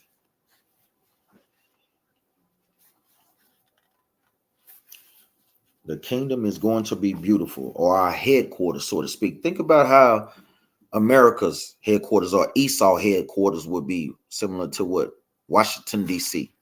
You know, look at all those buildings, how they're all paved with white stone, you know, the areas that they live in, you know, the Capitol buildings, the White House, you know, place of Congress. Think about all those things. So you can obviously see that Jerusalem is going to be on 1,000,000 times better than that. This is the book of Isaiah, chapter 60 and verse 10, and it reads, "And the sons of the strangers shall build up thy walls, and their kings shall minister unto thee. For in my wrath I smote thee, but in my favor I had mercy on thee." So we see that the nations are going to build up our walls and beautify our headquarters, which is Jerusalem. It says, "Therefore thy gates shall be open continually, that they shall not be shut day nor night, that men may bring unto thee the forces of the Gentiles, and kings may be brought. For nation and kingdom that would not serve thee shall perish. Yea, those nations shall be utterly wasted." Verse 13 is the point. "The glory of Lebanon shall come unto thee, the fir tree, the pine tree, and the box tree together, to beautify the place of my sanctuary. And I will make the place of my feet glorious." So we see in the scriptures that guess what? It might very well be paved with gold. So we know in First King, when Solomon was building a temple, it was gold everywhere, all gold, everything. So we would take that to guess what? You can best assured that the temple is going to be decked out, brother. That mug is going to be decked out. Let's go to the book of First Kings.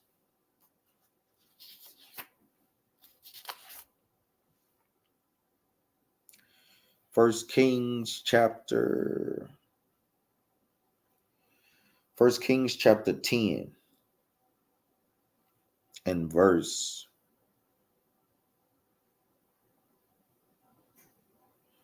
This is the book of First Kings chapter 10 and verse 15, going into the riches of Solomon. This is the book of First Kings chapter 10 and verse 15. "Besides that, he had made of the merchants and of the traffic of the spice merchants and of all the kings of Arabia and of the governors of the country." Meaning he had these other nations bringing in their best products. So he got spices from Arabia. It says, "And King Solomon made 200 targets of beaten gold. 600 shekels of gold went to one target." So he's showing you how he has this amount of gold set for one thing that he's designing in his temple. It says, "And he made 300 shekels of beaten gold. 3 pounds of gold went to one shield. And the king put them in the house of the forest of Lebanon."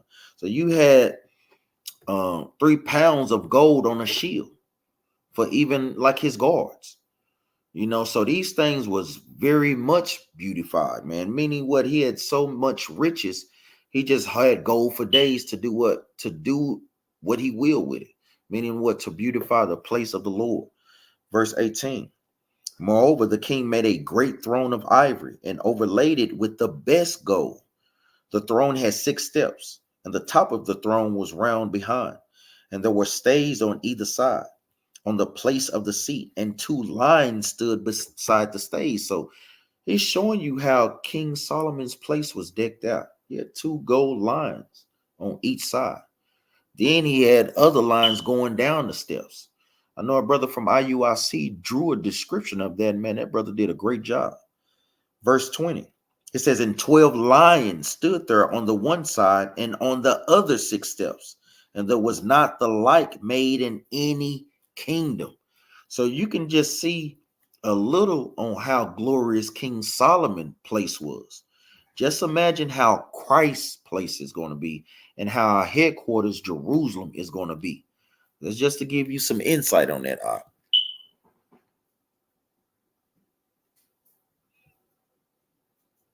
You understand that, Kishane? Defeated foolishness. That's a great precept. Oh, praise God. Yeah, all praise God. Yeah, you have to shake that, Sister Wise. We all used to smoke weed. Sis, I used to sell weed, so I totally understand that. But you have to pray that the Most High God put it on your spirit that you don't need that, and you have to fear the judgments of the Most High. Like if you don't stop trying to smoke weed, He gonna snatch your lungs out. That's the fear that you have to have, sis. Brother Jose, I've seen one brother with fringes walking down the street. I almost wanted to pull up and cause the traffic down to say shalom. Well, you should have just yelled out the car. Say shalom, man. We be the same way. I know Captain Jeroboam always run into brothers out there on the streets with fringes on. I run into a few brothers, but not like Jeroboam does. How shall I say, Ephesians 4:22 that you put off concerning the former conversations, the old man. That's right. That's a great precept. I put off that former conversation. Amos 3:3, can 2 walk together except they be agreed? That's right. That's exactly right. Caesar Chanella, shalom. How can I curse the wicked that are conspiring me? That's a good question. I know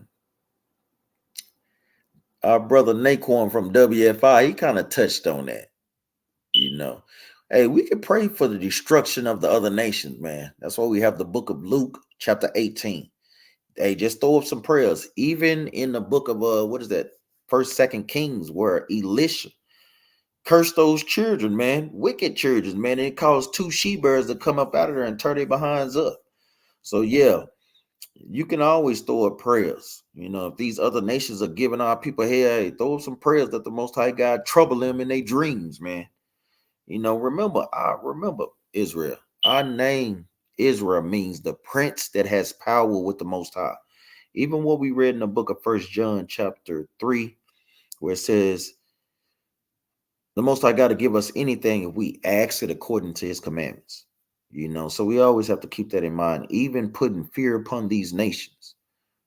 So yeah, so we revert back to Luke chapter 18, sis, going into the unjust servant. Even he granted that righteous sister revenge, for lack of better words. That's right. Psalms 26:4, have not sat in vain persons, neither will I go with disassemblers. That's a great precept. I have hated the congregation of evildoers and will not sit with the wicked. That's a great precept. Yeah, I know. Mine too. Fallow, I saw YouTube about the Moabites in the Bible. They was all wrong. What scripture say the Moabites shall not seek salvation? That's a good question. Let's go to the book of it's in Deuteronomy. Let's get that. Deuteronomy 23. What brother can be quick on the precepts?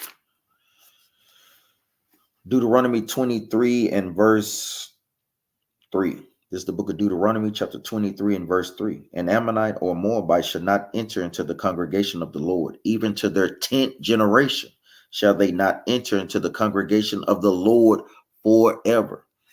It's telling you the reason why. Because they met you not with bread and with water in the way when you came forth out of Egypt, and because they hired against thee Balaam, the son of Beor, of Pethor, of Mesopotamia, to curse thee. So the Most High God is not dealing with Ammon or the Moabites. They can destroy when Christ come back too. It says, Shalom, what's the precept for Second Chronicles 24, 25, and 4? Let's see if I have one down.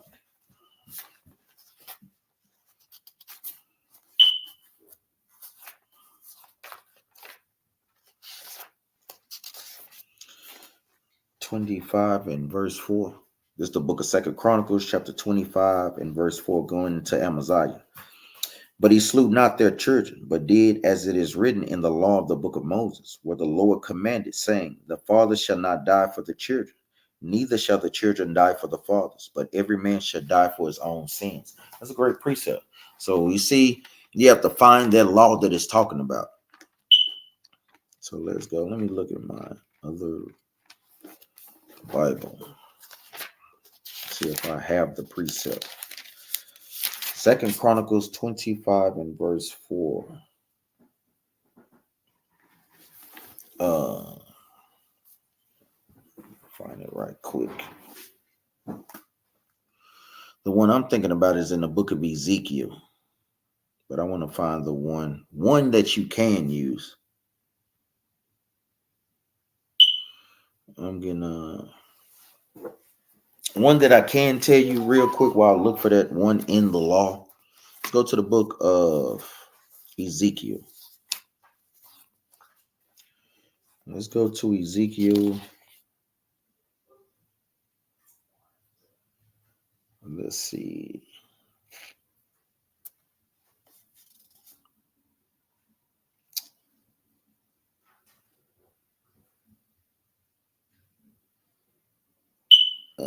What do I want? Ezekiel chapter 18 and verse 20. This is the book of Ezekiel chapter 18 verse 20. The soul that sinneth, it shall die. The son shall not bear the iniquity of the father, neither shall the father bear the iniquity of the son. The righteous of the righteous shall be upon him, and the wickedness of the wicked shall be upon him. So we see like how it's recorded. That's a precept that you could put down in the book of Ezekiel. Book of Ezekiel chapter 18 and verse 20. Yeah, you get that, Brother Fowler?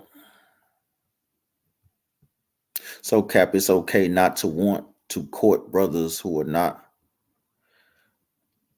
I'm going to tell you, sis, that's a great question, Sister Vegan. Now, the thing is, if you're trying to court those brothers, we do want to hear from those brothers. And the thing is, if y'all trying to move forward, ultimately, it will be your job to follow him, sis. That's the thing with that. You know, we will want to counsel both of y'all because we basically put policies in the congregation because of whoredom and brothers and sisters not properly proving one another that y'all must come to the congregation first. And it's literally in the scriptures. You know, it's basically like spiritual guiders. And we literally want to counsel both of y'all to understand. Do y'all understand what y'all going through? Seeing how long have y'all properly proved each other, because we've seen too many times amongst our congregation to where brothers and sisters are not properly proving each other. Then they find out down the line, I don't want to be with this brother, or I don't want to be with this sister. No, y'all gonna have to deal with that. So that's some understanding that's had to be had, Sister Vegan. You know, yes, we would prefer you, but ultimately you will have to follow that brother's lead. So if y'all deciding on those things, then yes, you will have to move and follow your head, sis. You know. Yeah, that's a great precept too. Proverbs 1 and 15. Proverbs 13 and 20. Yeah, and that's understandable, Brother K saying, you know, it's in Revelations, a lot of those things are taken literally, but guess what? Our kingdom is going to be glorious. Just like how we read in the book of First Kings with King Solomon. So you could just, the Most High God tell us we can't even imagine what he has prepared for us. So I would say, yes, that's both literally and spiritually. I know Sister Mary, he's the Proverbs 13 and 20. Shalom, Benjamin, smoke a lot of weed. Weed isn't for us, just like tobacco. That's right. Let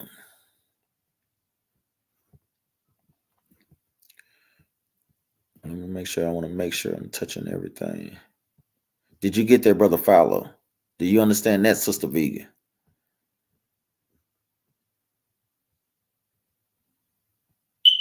Or you saying you're struggling with weed or with the understanding of the question that you asked out? Yeah, it do, sis. The Bible tells you to confess your faults one with another. So we can give you the proper precepts. First Corinthians chapter 3, verse 16, Erica Wise, because you're ultimately defiling your temple. You know, and the judgments for that is cancer in your throat, holes in your lungs, tar, and all type of damage to your lungs. So you want to think about those consequences. And guess what? Asking the Most High God to take that spirit off of you, because that's all that it is, sis. You know, it's just a spirit that's on you that's making you want to smoke and think that you need it. Andres Carter, what do you think about the movie The Color of the Cross? It reminded me of how y'all stand up to get treated today. I hadn't seen that, sis. And I normally be tuned in to The Color of the Cross. I mean, new movies that come out. So if you kind of put it in the chat and kind of let me know what it's talking about, you know, because I'm not familiar with that movie, sis. Yeah, that's right. You know, it helps also by trying to get among a congregation. So I would have put to you, Sister Erica Wise, try to find a congregation in that area that lines up with how you feel about the scriptures, sis, or your understanding.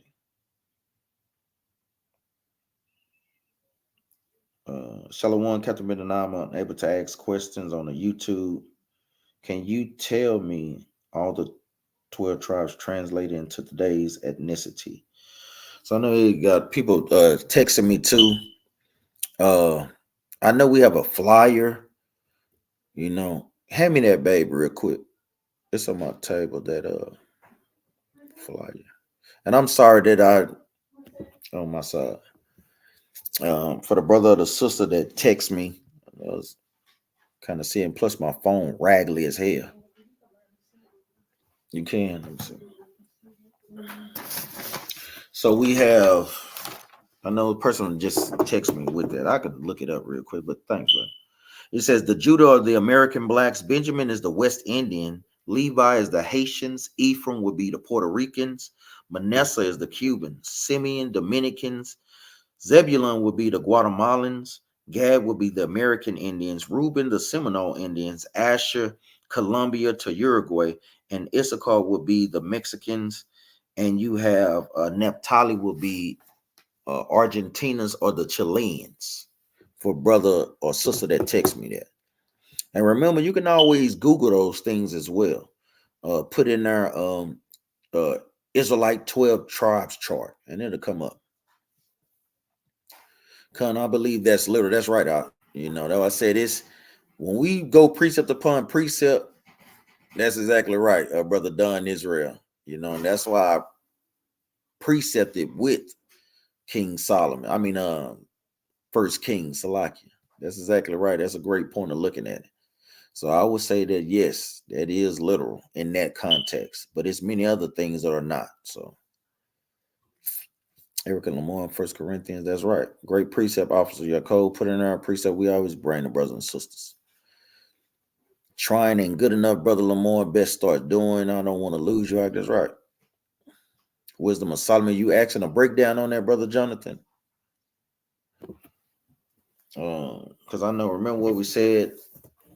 A lot of that 16, 17, 18 kind of goes into details on how he was jacking up the Egyptians. This is the book of Wisdom of Solomon, chapter 16 and verse 12. And it reads, oh, that's right. That's a great precept, Brother Jonathan. I didn't even catch that to the end. I got so many precepts running through. Oh, praise God. Wisdom of Solomon, chapter 16, verse 12. This for Sister Erica. For it was neither herb nor mollifying plaster that restored them to health, but thy word, O Lord, which healeth all things. So ultimately, all we need is the word, sis. That's what heals you of that spirit of wanting to smoke weed. You know,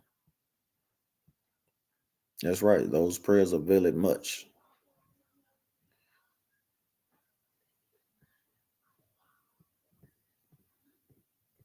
Man, put that in. I must be listening. Oh, brother Lamar, you struggling with that too, Ak? Yeah, we have to throw them prayers up, Ak. I didn't see that until seeing you, brother Jose and Officer Jacob going in. But yeah, that's something you can shake, Ak. You can shake it, man. What you did with smoking cigarettes or just weed, Ak? Tell y'all got to pray for that fear of the Most High, man. Sister Sapphire said she had a question about Matthew 6 and 7. Let's get that right quick. Going into the Lord's Prayer on how to pray. This is the book of Matthew, chapter 6 and verse 7. And it reads, "But when thou pray, use not vain repetitions as the heathen do." Meaning the heathens pray about things that are not profitable. Lord, please give me gold, gold, gold. Please, Lord, give me money, money, money. Please, Lord, give me power, power, power. You know, that's going into vain repetition. Steady praying for the same things that don't profit you, you know, or won't do you any good. It says, "But when you pray, use not vain repetitions as the heathen do, for they think they shall be heard with their much speaking." So this is what this is going into. You're steady repeating the same thing that won't be profitable to you. And the Most High God is not hearing those things, you know. You understand that, Sister Sapphire? Give me some feedback, sis. Is that referring to asking the same thing over just in a different way? Is that referring to like the Muslim print saying the same thing? Yes, to a degree, it talks about that as well. Now, it's talking about praying also. The main point it is talking about is praying for things that are not profitable unto you.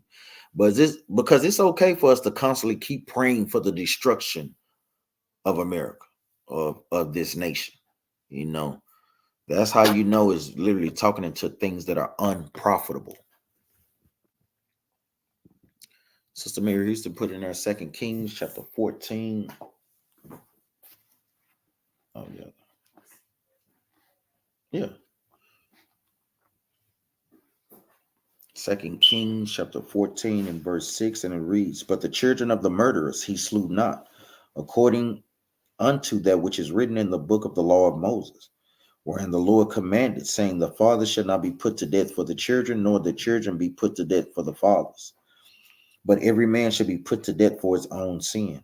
And that law is in the book of Deuteronomy. All praise, Sister Mary Houston. You in the spirit, sis. Because I was looking for that law. It had marked out in my Bible, but it's in the book of Deuteronomy 24 and verse 16. That's literally what that law is. This is the book of Deuteronomy, chapter 24 and verse 16, and it reads, "The father shall not be put to death for the children, neither shall the children be put to death for the fathers. Every man shall be put to death for his own sin." So all praises on that, sis. Brother Jose, when I was learning Torah from Old Testament only Israelites, they would want you to smoke Kanah. Didn't learn. You ain't never lied. I could probably blank your damn mind out.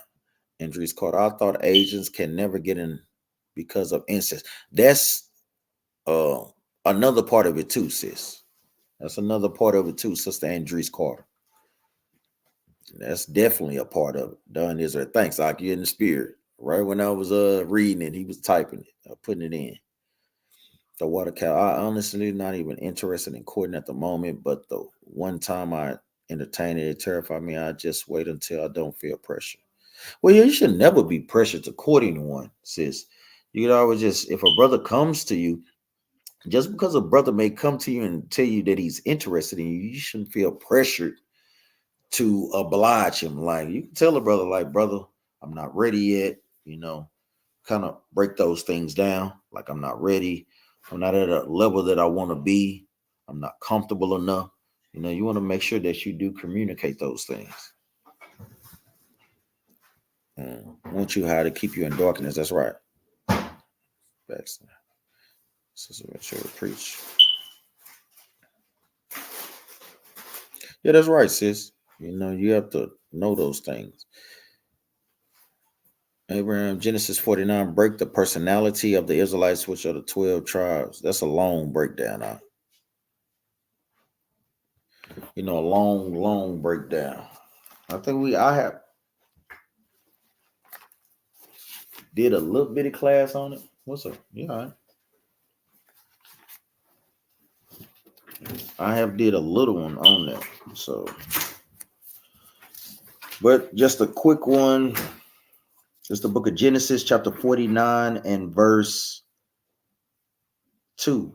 And it reads, Gather yourselves together and hear, ye sons of Jacob, and hearken unto Israel your father. Reuben, thou art my firstborn, my might and the beginning of my strength, the excellency of dignity. Going into how the Reuben, or the so-called Seminole Indians, they had great dignity. The Native Americans had great dignity, and took pride in not trying to be taken down by what General Custer and the American Army, the American troops that was literally trying to take their land. So this is one of their characteristics. We jump down. It says, in the excellency of power, verse 4, it says they're unstable as water. That's also one of their characteristics. They're unstable, meaning what? Most High God is giving them a direction, they take another direction, being double-minded. Even when we read in the book of James, chapter 1, verse 20 on down, it said, verse 8, a double-minded man is unstable in all his ways. So that's another characteristic that the Reubenites have, or the Seminole Indians today have. Let's jump down. Verse 5, Simeon and Levite are brethren. Instruments of cruelty are in their habitation.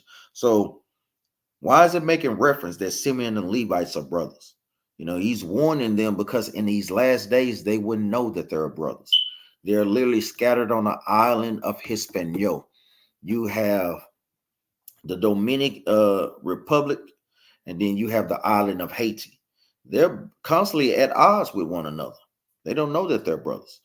The instruments of cruelty that they have in their habitation is Haitians do voodoo, and the Dominicans practice Santa Marete, where they conjure up spirits, do all type of manner of witchcraft and voodoo, just like the Haitian Americans. So these are some of the characteristics to show how we know that those are those people. There's no other people is doing that on the scale like the Haitians and the Dominican Republicans.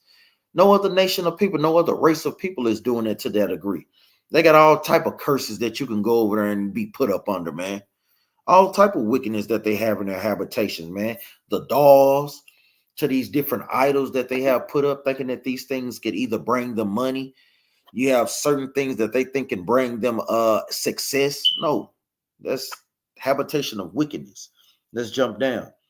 Judah, verse 8. Judah, thou art he whom thy brethren shall praise. Thy hand shall be in the neck of thine enemies.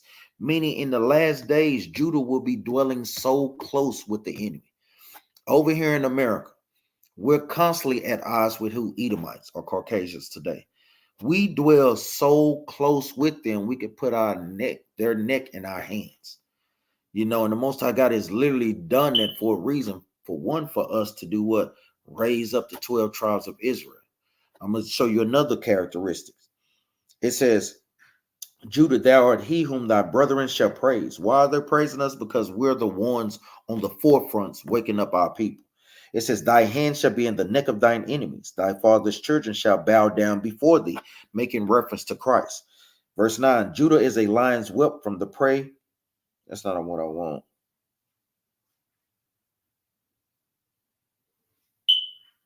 Oh, this is one I want. Remember, in order to break these things down, you have to have Genesis 49 and Deuteronomy chapter 33. That's the one I want.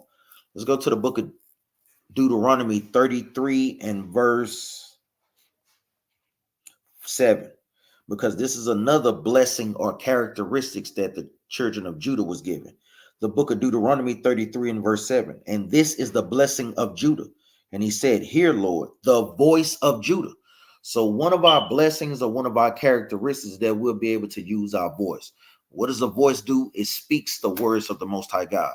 Why do we need that? Because we need to be out there on the corner speaking the words of the Most High. Who did you mainly see when this movement first started? You mainly see African Americans out there.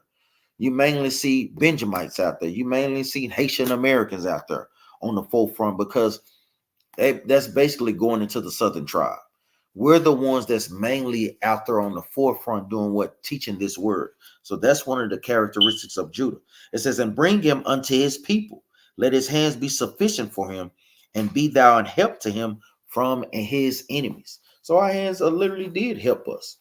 Hey, we wasn't just taking it all the way laying down. We fought back against Esau during the civil rights movement. Let's go back to Genesis chapter 49 and verse 13, going into Zebulun.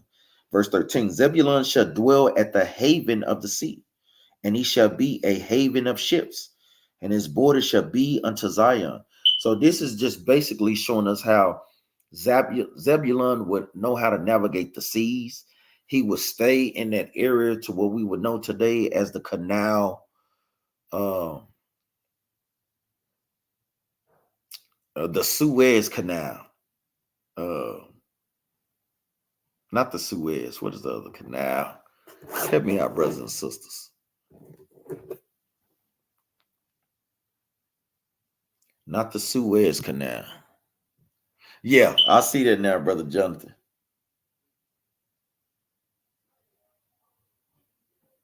I forgot my thought.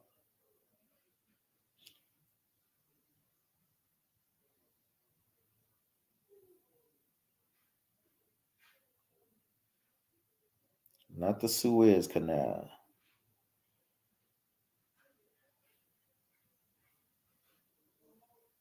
The Panama Canal. Thanks. That's what I needed. The Panama Canal. So we have the Suez Canal that's over there in modern day Israel today. But this is going into the Panama Canal, showing us that area where they will be living in. So this is an attribute of Zebulun. Let's see a characteristic or an attribute of Issachar. And this is just a quick breakdown, because this, I'm going to tell you, this breakdown can literally go on for hours and hours. Verse 14, Issachar is a strong ass, crouching down between two burdens. So a characteristic of an Issachar is that they are hard workers. And he's comparing them to an ass, because when you use an ass, you're using that ass to do what? To do hard labor on your farm, to plow the land, to guess what? To carry heavy weights and so on and so forth. Think about it. So-called Mexican Americans, they're some of the hardest working race of people that you have ever seen in your life. You'll literally see a house being set up with the foundation. A week later, you'll see that thing built up, man. They are some of the most hardest workers. So that's a characteristic of Issachar. And we literally see that in Mexican Americans today, so-called. Verse 16, Dan shall judge his people as one of the 12 tribes of Israel. Dan shall be a serpent by the way, meaning he will come with great trickery and be deceptive to his brethren. It says, Dan shall be a serpent by the way, an adder in the path, that biteth the horse heels, that his rider shall fall backwards. So we're seeing a characteristic of the tribe of Dan, to where they put forth doctrines to guess what? Cause people to fall backwards. So you have to beware, brothers, that's steady coming with certain things that are not contrary to the Bible. They could be for the tribe of Dan. It says, Gad, verse 19, Gad, a troop shall overcome him, but he shall overcome in the last. Meaning what? They were great warriors. That troop that overcame him was the American army.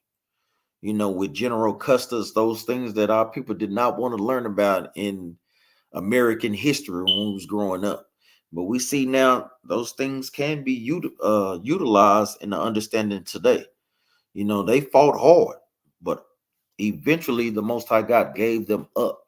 He basically used the Buffalo Warriors, which were of the tribe of Judah, to help take down our own brothers. That's because we had lost our heritage of who we are. But that characteristic of Gad was that they're what? That they're great warriors, man. Read about that in the book of First Chronicles. You also read about Issachar understanding the times and the signs when you read in First Chronicles 12 and 32, if I'm not mistaken. Let's get that. You have Gad, that they were expert in war. There's many, many precepts on these things. And this is a long sought out class. The book of First Chronicles, chapter 12, verse 32. And the children of Issachar, which were men that had understanding of the times, to know what Israel ought to do. The heads of them were 200, and all their brethren were at their commandment. So we understand, going into the Mayans, how they had the long count calendar. They were great at mathematics. They understood on how to navigate, them and Zebulun, the stars of heaven, to be able to navigate their way over here to the Americas. So those are characteristics of Issachar. Let's jump down to, what was we at, Gad? Let's see. Because this is a chapter that you also can use with this too, to kind of further expounds on it. Gad. Let's go to First Chronicles chapter 12 and verse 8. The book of First Chronicles chapter 12 and verse 8. And of the Gadites, there separated themselves unto David, unto the whole to the wilderness, men of might and men of war, fit for the battle, that could handle shield and bucklers, whose faces were like the faces of lions. Because we see when Gadite went out there at war, they always did what? Had war painting. Some of them with what? Faces of lions. You know, war paintings that they did even to this day. It says, and were swift as the roes upon the mountains, meaning what? They was very fast on the battlefield as well. So that's also characteristics of Gad. Let's go back. Be it in May, fast breakdown. Asher. This is the book of Genesis, chapter 49 and verse 20. Out of Asher, his bread shall be fat. He shall yield royal dainties. So we see what the Most High God is talking about Asher. Now let's go back to First Chronicles. First Chronicles chapter 12 and verse 36. And of Asher, such as went forth to battle, expert in war, 40,000. So Asher also had the characteristics of being what? Very expert in war as well. You have this among Reuben, Gad, Asher, basically a lot of the northern tribe. A lot of them were expert in war. They didn't play any games, and it was hard for America to do what? Take them down. You know, those wars went on for years and years, man, until they literally did what? Use biological warfare, smallpox, psychological warfare, and money, killing off all the resources. They had to pour a lot of resources into destroying the northern tribe, man. A lot of, man. Let's go back. This is the book of Genesis, chapter 49 and verse 21, going into Naphtali. Naphtali is a hind let loose. He give it goodly words. So this is one of the main things of Naphtali. You know, they give it goodly words. And this is going into Argentina and Chile. Now, I forgot to say those things as well. But when you read Genesis chapter 49, verses 1 through 33, it kind of gives our people their characteristics of each tribe. You also want to precept that with Deuteronomy chapter 33, verses 1 on down as well. So we have Joseph, and Joseph is for who? Manasseh and Ephraim. Remember, because they replaced Joseph. There's the book of Genesis 49 and 22. Joseph is a fruitful bowl. So we see a fruitful bowl is people that have a lot of children. You see mainly what? Cubans, Puerto Ricans, especially Puerto Ricans. They have what? A lot of children. You know, they are very fruitful. Keep it in mind that these things also kind of touch on them as a whole too of the northern tribe, because Issachar have a lot of church. You know, verse 22, book of Genesis chapter 49 and verse 22. Ephraim is a fruitful bow, even a fruitful bow by a well, whose branches run over the wall. The archers have sorely grieved him and shot at him and hated him. This is prophetic, going into how the so-called Spaniards took them down, you know, mixed amongst their children, you know, destroyed them as a nation of people. You know, and that was one of the downfalls of Ephraim, meaning they love to mix with the other nations. But one of their blessings is that the Most High God made them fruitful. So a lot of times people think that all of Puerto Ricans or all of Issachars are Edomites, and that's not the case. When you read in the book of Hosea, the Most High God killed a lot of those babies by having them miscarry, you know. But that's one of the characteristics of Ephraim and Manasseh. Let's jump over to Benjamin. The book of Genesis, chapter 49, verse 27. Benjamin shall raven as a wolf, as a wolf. In the morning he shall devour the prey, and at night he shall divide the spoil. So we see how the Benjamites, shout out to Soldier E. Hood, man, he repped that thing proudly as he should. You know, Benjamites, they didn't play no games, man. They literally will destroy you in the nighttime. You have many accounts in many books to where you had so-called um, Benjamites over there in the West Indies or in Jamaica, to where they would plot plans during Christmas time, during Thanksgiving, where they would get the master fat, give them full of wine. Remember, they were subservient to them, so they would bring them all these things. Then, when they knew the master was full, drunk, they would come in and attack them. That's what this is going into. They were master planners, and they would destroy people at night. It's this one book I have to think about it, where it's literally giving that same account on how they did in the book of Genesis. You know, the Benjamites, they didn't play any games, man.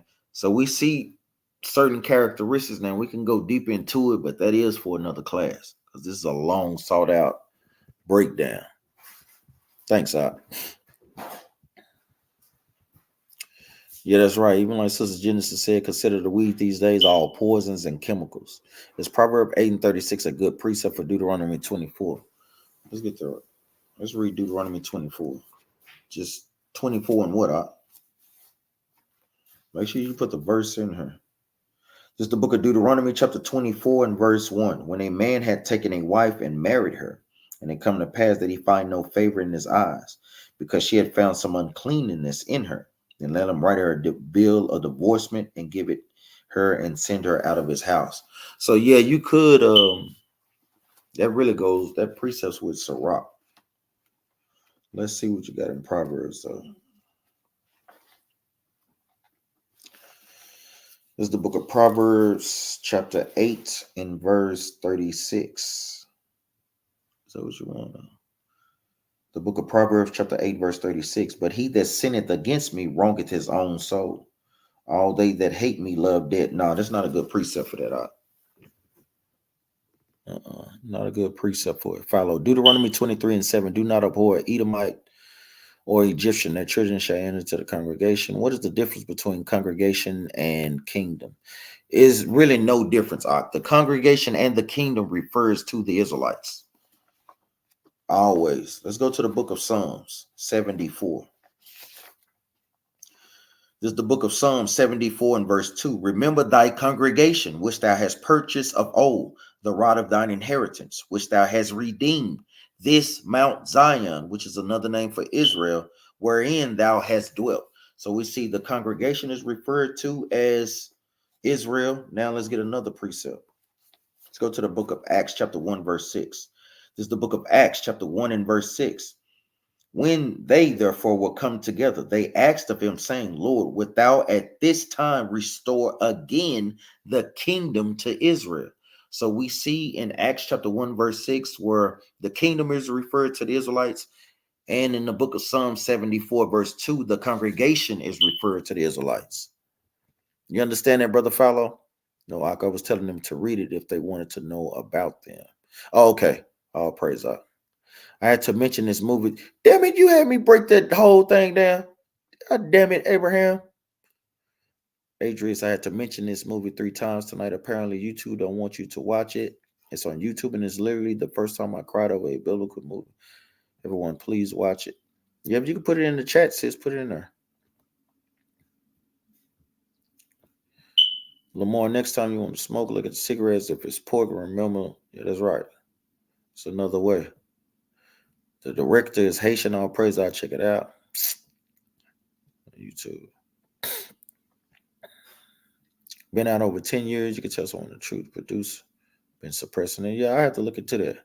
Yeah, we see the devil just came up in her. Y'all don't have to say the book of this and that. Man, shut the hell up. You're not going to tell us how we going to read our Bible. Man, shut your wicked behind up. Ibon. Shalom, brother Ibon. Ain't heard from you in a minute. Yeah. You are. Just because you say you're not, that's what the devil do. The devil uses trickery. Shalom, twins, how y'all doing? I got twins in this thing, man. You talking about, you think we gonna believe you just because you say you ain't the devil? Well, you have the actions of the devil. Like I said, damn cave monkey. The twins get in here at the end, man. What the hell, Ox? Y'all better tell me y'all been listening, man, and not just tuning in. Yeah, Esau, you ain't gonna dictate what we do. Yeah, devil, you know what a devil is. Yeah, devil just means deceiver. What nation of people has deceived the whole planet Earth? Mainly of our people, you know. Yeah, the devil is just a deceiver.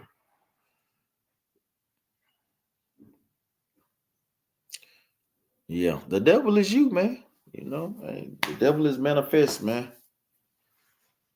Any other questions, brothers and sisters? Any other questions? Brothers and sisters were giving great precepts for Brother Lamar and Sister Erica. Oh, it's a big difference. Remember, we keep the commandments of God, you know, and we read the Bible, thus said the Lord, you know, and they're trying to deceive the people, and we don't.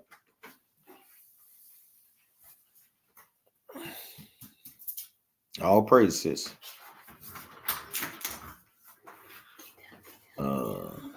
No, y'all all right. Should have been cutting her while you watching the class, man. Yeah, been fading brothers up, man. Y'all can go back. Stop. Don't do that. Yeah, I'm about to. I ain't off the feed yet, boy. Put your shirt on. Having them noodle arms. Put your butt up right there.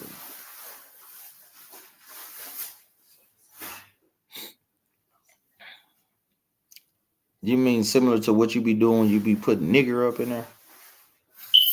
Yeah, that's right, sis. And that's the mindset that you got to have. Don't be I know that. I hope you ain't laughing at a little bit of now, because I'm about to. You know, he trying to help his mama with them groceries. Sister Deborah. Well, we're gonna send them down there with you. We say him and all praises, all praises.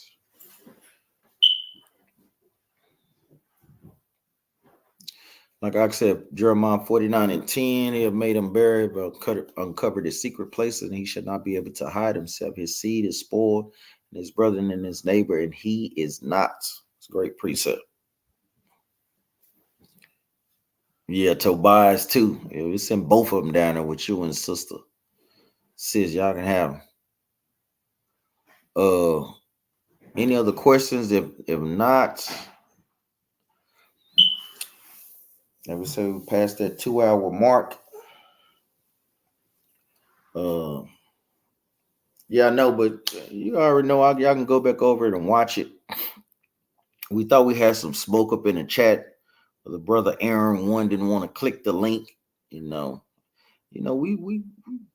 we are real cordial in this thing. So, we're not gonna disrespect brothers.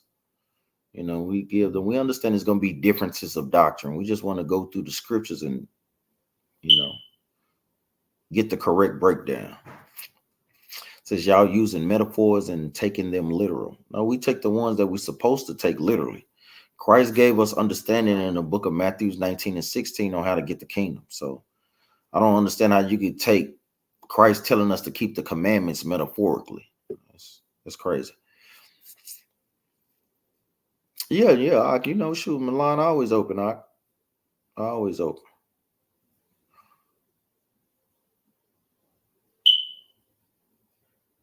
Man, stop playing, man. This damn brother Officer Yaakov, man. Say, man, don't be playing, man. We be on this mug about 3-4 hours, man. Shit, Bruce can go, man.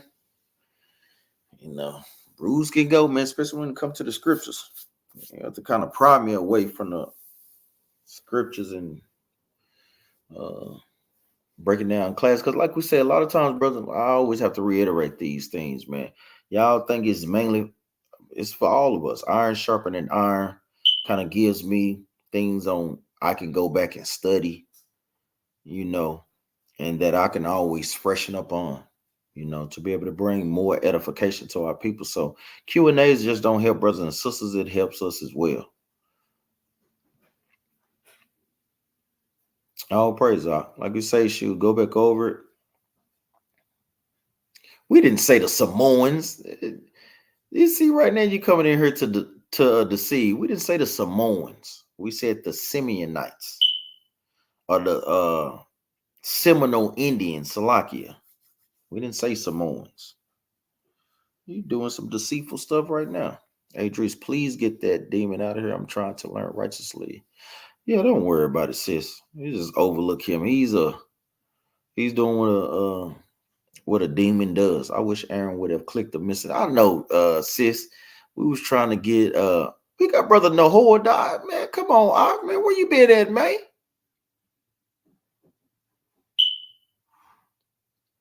Well, no, because we don't have those. We just subscribe to what the scripture's saying. Man, where you been at? You know we got the new building in the cliff, man. Need to bring you and the family out, man. Noah, man. I ain't seen you in a minute, Remember, we have what we need to be able to make it to the kingdom, man. I know I was saying 2nd Ezra chapter 7 and verse 36 to 10.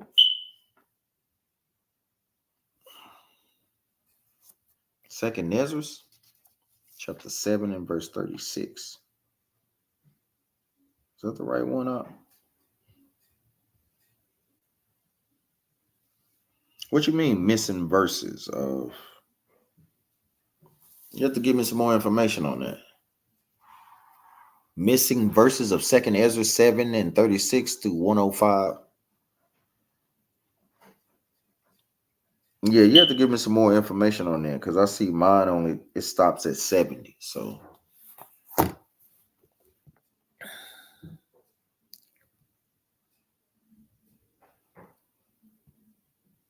yeah, Samoans. Yeah, I mean Seminole Indians. I didn't say Samoans. Man, you shut up. Stop it, man. I'm gonna tell you, man. He already done been destroyed when he came out to camp that time. He was destroyed. I'm gonna tell you, man. Vocab Malone, he's like a spiritual punching bag around here, man. You know, he just be. I don't even want to say the other word. I ain't gonna even say it. I'm gonna stay cordial, man. He been getting handed to.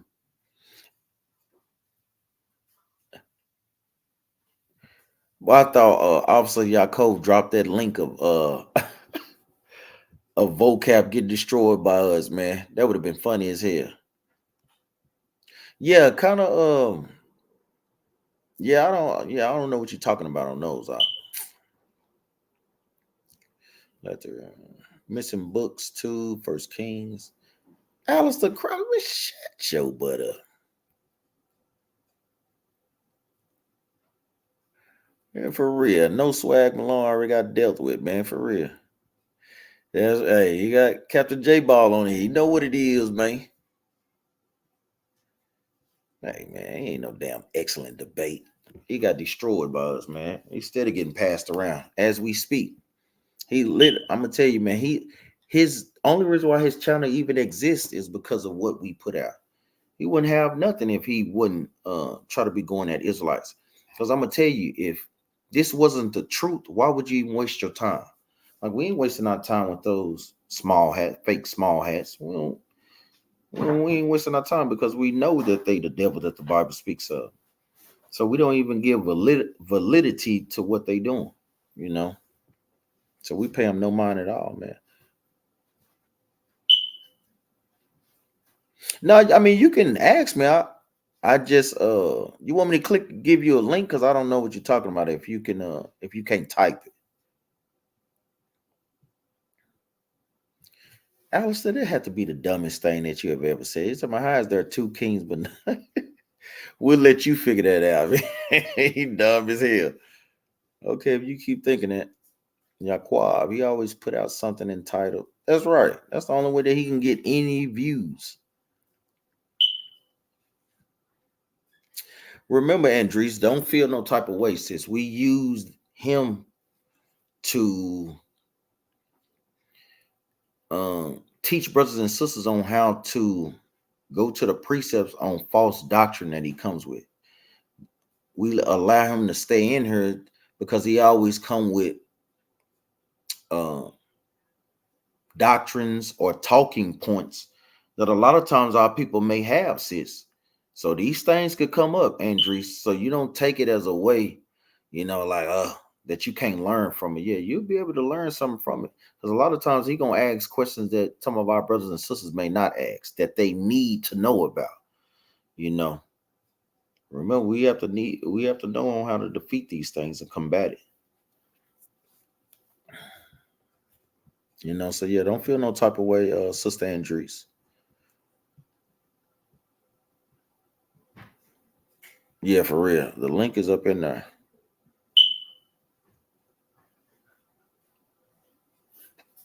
Shalom, Sister Nakut back to Israel. How you doing, sis? Glad to see you on here.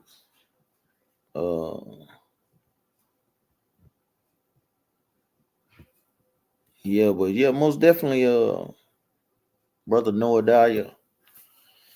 Come out to the school, man. Just reach out. You still have my brother's phone numbers, you and your family, man.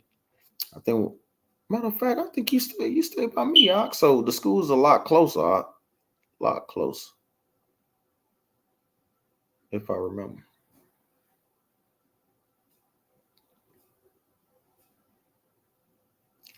We have any other questions, brothers and sisters? I said it's a good link. He just went there, so yeah, check that out, brother our boy.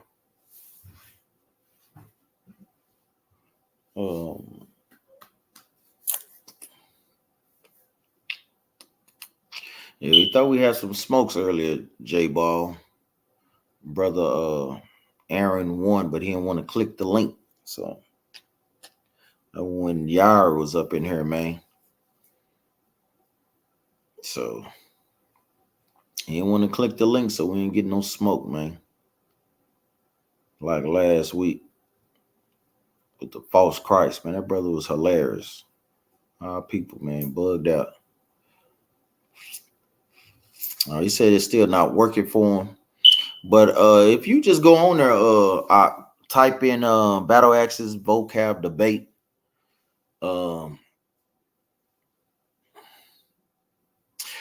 That's a good question. I ain't gonna even lie, Sister Andres. That's a great question. Sister said, "Are we supposed to be upset about the migrants?" Yes, because we know that those are our brothers. To a degree, yes. But we also know that our people are going through those things because of our sins. But yes, ultimately, we do be upset about how they treat our people. Migrants. And so on and so forth. So, yes, sis. It's always how they're doing our people at the borders, trying to build up a wall. How the hell you trying to build up a wall for a land that's not really even y'all's? So that's what the Most High God is having these things come up. It's just multiplying problems. So it just lets us know we're getting closer and closer to the end. The precepts, the caps pull out when they dealing with that mountain monster are useful. Are used just to block scoffers. That's right. And you just use it to build you up. You use it to get an understanding, sis. That's all.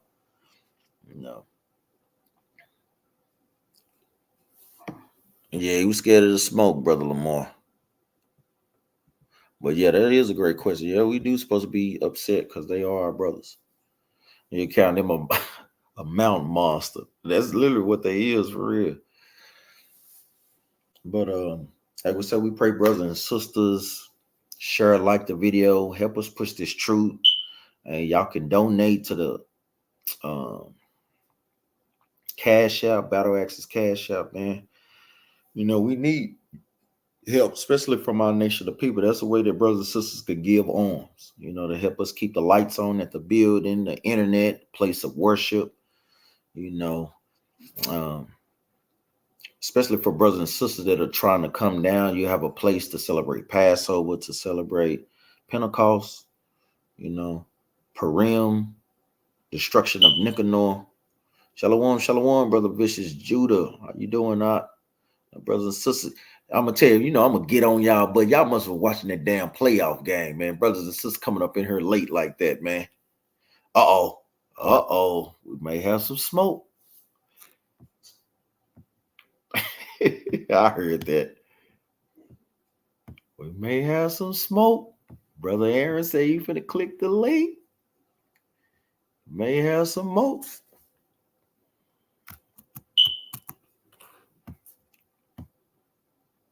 We may have some smoke, brothers and sisters.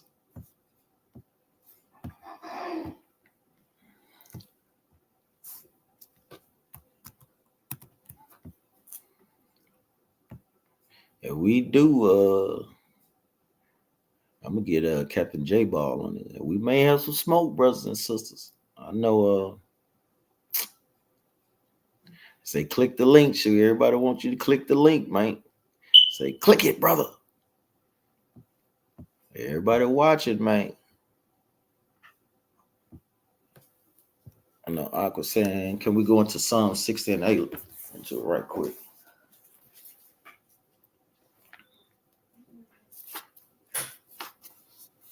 This is the book of Psalms, chapter 60 and verse 8, and it reads, Moab is over Edom will I cast out my shoe. Philistia triumph thou because of me. So this is even going into a characteristic of Moab. This is a good question, Officer Yaakov. He's showing you the characteristics of Moab. That Moab was literally made to be servants and to be our wash pot. So a wash pot is something that you will wash your feet in, something that you will wash your clothing in. Think of the attributes of Chinese people. They are the ones that have what? All the feet and nail salons. They have a lot of the cleaners. That's literally their characteristics, to be able to cater to people that way. That's not by coincidence. That's how the Most High God literally made them, man. To be doing feet, hands, and nails, and to be washing clothes. That's what Moab is going into. That's the wash pot of the Most High, man. So I'm glad that you did ask there, and I know we ain't touched on that in a while. He talking about click the link, but he ain't clicking the link. Yeah, he ain't gonna click it. That's why I said twin. He ain't gonna click it. You got brothers saying, do it, do it, do it. He ain't gonna click it. So that is a great precept that Officer Yaakov asked for. And this is basically going into the judgments that what?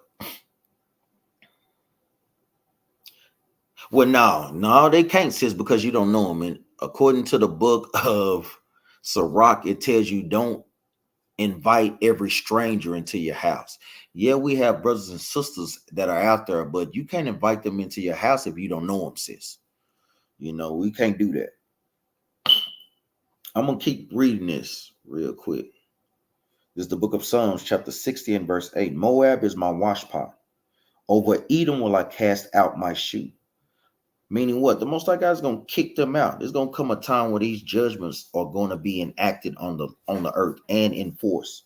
Moab is going to get back into his rightful place, being servants and handmaids, being the washpot of the Lord, taking care of hand, feet, and nails. Sisters ain't going to have to go to them nail shops no more to pay all that damn money. No, those things are going to be done freely in that time. Clothes washed, things taken care of. It says, who will bring me into the strong city? Who will lead me into Edom? Would not thou, O God, which had cast us off, and thou, O God, which didst not go out with our armies? Give us help from trouble, for vain is the help of man. Through God we shall do valiantly, for he is that shall tread down our enemies. And ultimately, this is a prophecy that King David was getting, because just think about it. Oh, shoot. No, we got some smoke. Link, mate. Brother Aaron.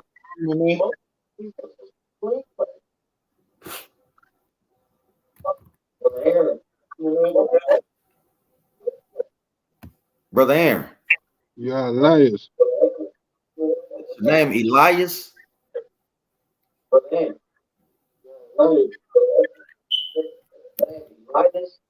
Can you hear me?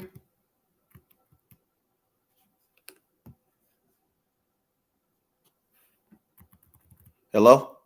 Shalom, Mark. Shalom, Mark. Shalom, shalom. Now, what was your question, comments, or contention? What was the smoke that you had? I know we got brothers and sisters saying that better not be false Christ from last week, brother. What's your contention, brother? You ain't on here to play and to be weird and stuff. Why we can't see your face, brother?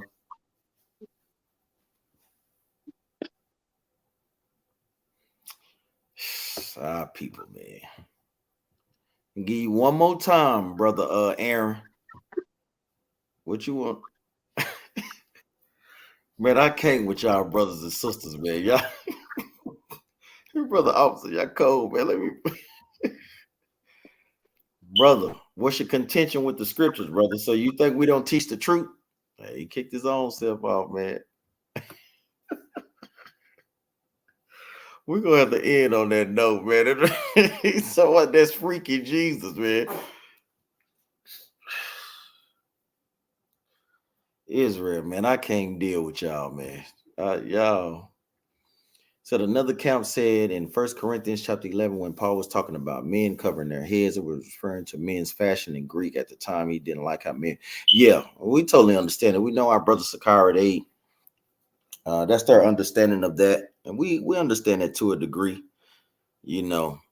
But like we say, we kind of point back to we don't want to do anything to dishonor Christ, you know, and that's kind of how we keep it. Say women's veils, and that is not the word of God. Well, yeah, that's where we differ.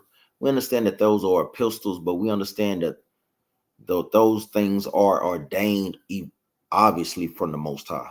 So we totally understand why our brothers teach that. You know, we disagree with them on that, and we understand why. You know, but yeah, we just don't see that. You know, because even with a woman's veil, that's a part of being modest. You know, we know modesty, you know, is in the scriptures as well. Yeah, I couldn't either, man. Y'all Israel hell, man. But yeah, we totally understand why our brothers teach that. We don't agree with them on that point. Like we said, we're not gonna do anything to dishonor our head. You know, like I said, that's a part of sisters' modesty. You know, we just kind of keep it at that. Subsequently, before you go, David's son died because David sinned, but I thought we wasn't supposed to die for the sins of the father. Well, and that's a good question. Remember, the Most High God can exact judgment on however he sees. So sometimes that is how judgment plays out. That is a good point. And I'm glad that subsequently 22 brought that out. You know, ultimately it falls in the hands of the Lord, and he can judge you however he sees fit. You know, just think of it. David was probably ready to take that judgment. And the Most High God was like, no, I'm going to get you a harsher way. I'm going to judge you through your son, you know. So that's not without the realms of the Most High. It says, I do have wisdom of Solomon. Let's get there right quick. So they have wisdom of Solomon 3:16. This is the book of Wisdom of Solomon, chapter 3 and verse 16. As for the children of adulterers, they shall not come to their perfection, and the seed of an unrighteous bed shall be rooted out. And yeah, this goes into what people will call today mamzers. You know, children of unlawful conceptions. So you would have things that were shunned upon, like incest. You know, this is what this is referring to, are children of adulterous conceptions. These children were kind of frowned upon, and that's all that this is going into. It says, as for the children of adulterers, they shall not come to their perfection, and the seed of an adulterous bed shall be rooted out. So we see that you had accounts of what is the where he was shunned upon. What is, bear with me a moment. And that is a good point, because I know that question does come up. Asking for a brother.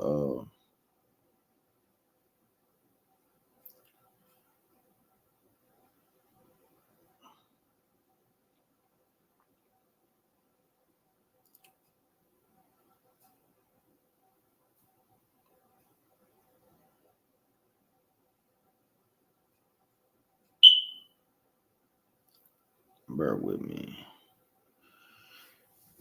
Yeah. And this is what it was saying into the congregation. Let's go to the book of Deuteronomy 23 real quick. So bastards, mamzers, children of incest, they all kind of fall up under this category. This is the book of Deuteronomy chapter 23 and verse 2. A bastard shall not enter into the congregation of the Lord. Even to his 10th generation shall he not enter into the congregation of the Lord. So we see even in her, that's where you can put that precept with that subsequently 22. Deuteronomy chapter 23 and verse 22. So yes, they was frowned upon, but now in Christ, they have an opportunity to make it to the kingdom, even though that their family didn't do it the proper way.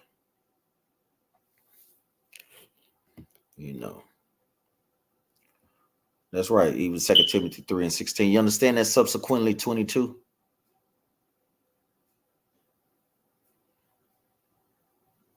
Do you understand that before we get off? And it's going into 3 hours. But like we say, give me some feedback before we get up out of here real quick. And I hope brothers and sisters understand that. Yes, we do. Like we say, okay, I'll praise.